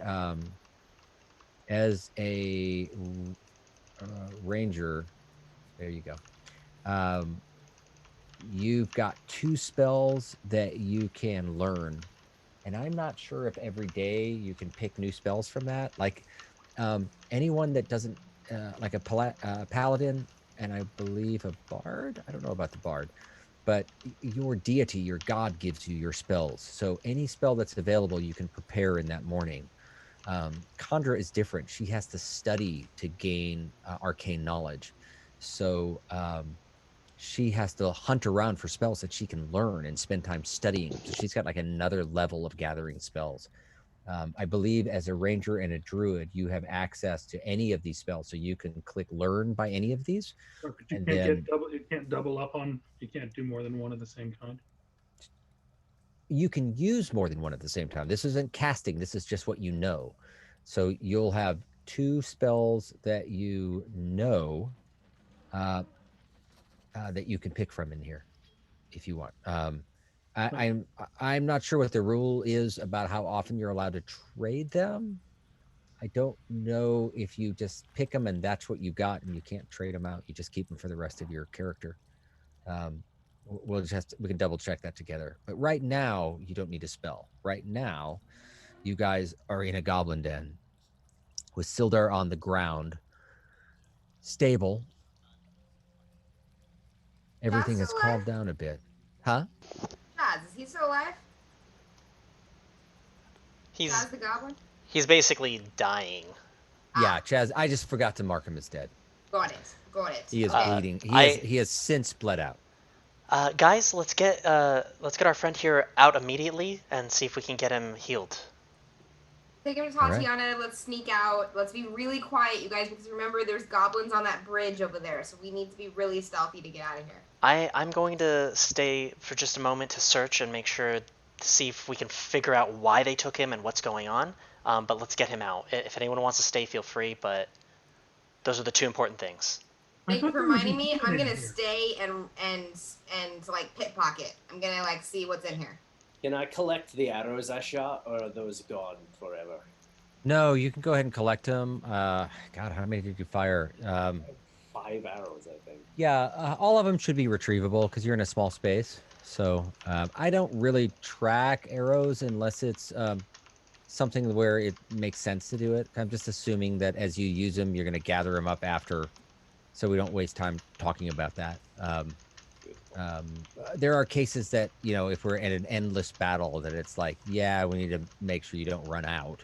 Right. But in this case, we weren't going to run out in the time period and the number of arrows that you started with. So I pick Sildar up and get him out to touch him. all right. I'm gonna just walk down that hallway a little bit and kind of stand guard, like not go around the corner or anything like that, but just kind of stand there with my monk superpowers at high alert. We've got Okay. a bugbear in here. There's a bugbear. They're big. So let's grab you. Let me see if I can't organize this. So you're moving over here, and you are trying to sense what's around, right? Is Yep. that correct? Exactly. So you use your monk senses, and you can, like I said, this area is a little bit loud, so you can determine up to about this area that's there. But you know from perspective that Sandy is probably right around on the other side there. Yep. I don't So want to go that's further. I don't want to lose right. sight. You're still hidden. Yeah. You are still hidden. And the rest of you are going to try to exit and head out down below. So Well, wait, somebody first was I going to wanna- search. We do. No, Yeah, we're doing different things. We want to see if we can find anything. yeah. So some of us are staying to look for clues and see what why they took them and all that, and just loot. Right. And then Okay, some of us are taking. go ahead and do an investigation check. All right. And or Crap more out than of this one. place. If more than one person is looking, you can do it at advantage, or you can each roll.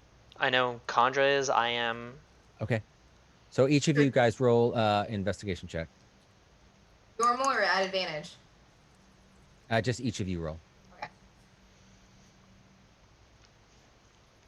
Crap, I think I just rolled twice. Hang on. Take the first one. Cool. I only see one for you. I rolled an 18. Okay. So you guys are hunting through the dead bodies and around in the room. Most of it is, there's some piles of bones, a couple of little fire pits that they were using.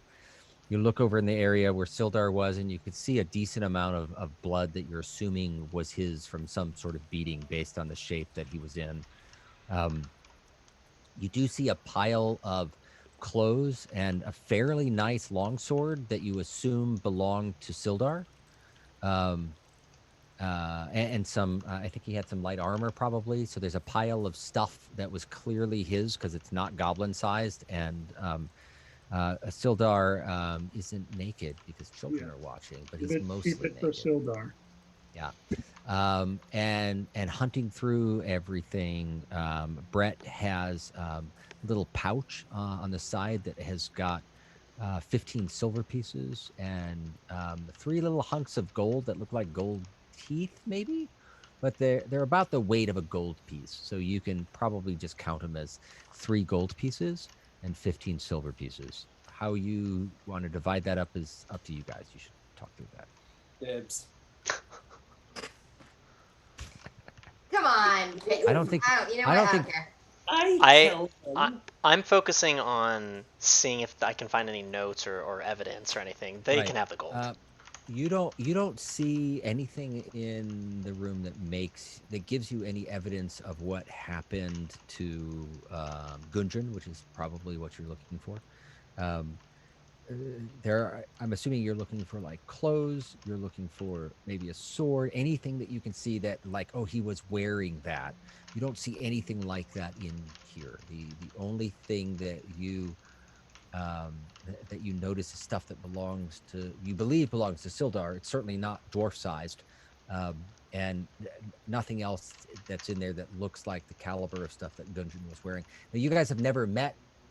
Well, you don't remember meeting Sildar before, but so he's an unknown to you. But you can tell a little bit that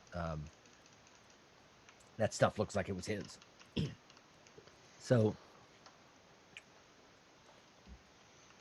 let's have you guys just about to stealth out of the cave. we will end it here because we are definitely over in time. All right. Because I don't want you to stealth out and then fail your stealth check and have more calamity ensue. But that is where we will end the day. Sildar in hand, you guys getting ready to sneak down that tunnel again. Can We're I hurry use keeping spells watch. now? I'm sorry? I can actually use my spells now. You can if you wish. Okay. Hey, I'll probably. You tell me I can do it now, or I can do it at the beginning of next game. You guys can decide. I don't know if anyone is like, no, I need to go. This has been far too long. I have laundry to do. That's fine. Or you can say, okay, what spell do you want to cast? Cure Light Wounds. Oh, what does that do? Cure Wounds? A creature you touch regains a number of hit points equal to 1d8 plus your spellcasting ability modifier. All right. 1d8 plus 2. And you are casting that on Sildar? Yeah. Okay, go ahead. Just in case we don't get out of here. How do I do this? Is it? Can I click on it, or do I have to actually use a? I don't know. I got to refresh your page because you've probably loaded it. Just roll a 1d8 plus add 2 to it. 2 plus 2 is 4. 4. Oh yeah, there's a button. Pitching 1d8 things plus up. 2. Is it enough to wake him up? Yeah. He's like, oh. He looks up at you and it's like, that's about goddamn time. What took you so long? Especially you. You promised you'd be on time. And he's pointing at you, Rocky. The rest of you. Shameful that it was. You know they call this the eating room. Are they all dead? Not all of them. You better stay quiet. There's still more goblins and maybe a bugbear or two. Oh, We need to good get you God. out. Did you take care of Kevin or is he still alive? Kevin. Where's my... We haven't seen Kevin yet. He's the bugbear. He's the large one. No, not yet. Probably the No. dangerous one. What about the wolves? Did you get the wolves? Yes, the wolves are all meat. Good. Because we really need to take a long rest before we go anywhere else, because I'm spent. We're in the middle of Long rest. Yo, Hardly have time. 4 You've hours already is missed. all I need. 4 hours. You've already missed Gundren. He's gone. They've taken him. Where's Gundren? Where'd they take him? God knows. Somewhere north. He had the map. Wait, I like don't out of the think you know cave or about in that. the cave? Do you think Out Kevin of the knows? cave. We can try to capture him alive. Does Kevin know? I don't know. Maybe. None of them are very bright. And he reaches over and he grabs the sword, and there's still just a little bit of life in Chaz, who's going around on the ground. And he takes his sword and he stabs it through in his heart. And he leans over to him and he says, "Who you gonna fucking eat now, bastard? These things are beasts." Get it. He pulls out his sword and he just wipes it off on top of him. I Hey, think you're very I'm welcome. this guy. Oh, good God, I'm naked. Where are my clothes? Yeah. Oh, you, little one, can I have those? Absolutely. Voice. Here. He reaches over. Thank you. Starts putting them on. It's like, well, you saved me. What's the plan? And we'll end there. For now, let's get outside. If they come after us, we can pick them off as they come out. All right. Bless So you. Sildar is up and alive and moving, which is a good thing. And he's gotten his clothes on. He's gotten his sword. He's blamed you for several things. And that's it. is there any, hey, Tatiana, was there any chance that while you were hanging out outside, you, I don't know, prayed a little bit? I did. I prayed for your safe return. Aw, so sweet. Did. I got down on my hands and knees. I put my claws in soil. I felt the spirit of the earth move me for your safety. Yeah. We Still not gonna count for leveling up for her. Oh man. Oh, Con- DM, get it. Chandra, however, is thinking in her mind as everything that has gone out. She's started making some connections with her keen mind, and she's like, I just need my books, and I need like 8 hours to go. I just need some uninterrupted time to go through them and figure some things out. And you know that's what you're looking for, is time to do that. You know, you don't have to do it all at once. You know, you can do 4 hours here, 4 hours here, 2 hours, 1 hour, whatever you want. But you need some downtime to be able to think through things, study your books, study what you've learned. You spend a good amount of your time in books, in libraries, in bookstores, trying to learn things. And a lot of it sticks in your mind. And as you're out and actually getting that transactional experience of actually using these, you're understanding the basic spells and the structure of arcane magic in a different way, that's allowing you to make connections that you weren't able to make before. You just need time to tie them all together. Completely That agree. is where we will end. Yes. And I would Okay. love to learn some new Lot of spells. fighting. So yes. A lot of fighting. You guys survived. You came together as a team, which is pretty exciting. You guys did great. This was exciting. To everyone that has been watching and sticking with us for so long, thank you so much for joining us. Tell all your friends about us. Tell them that there's a small possibility that we might be at WonderCon, and now is your time to possibly win free tickets. No, not gonna happen. We're not even going. It's virtual, right? Yep. Yeah. Yeah. So sure. Totally free. Is it totally free for everyone? Yeah. Like, Discord. it's Yeah. totally free for everyone. So you can get your free tickets by following us on Twitch or podcast or potentially YouTube or TalkTick, whatever you want. We're right there for you. More info to come. More info to come. I would say follow us on social media, but we don't have that yet. So Taylor thanks is for joining on us. Yeah, Taylor's on it.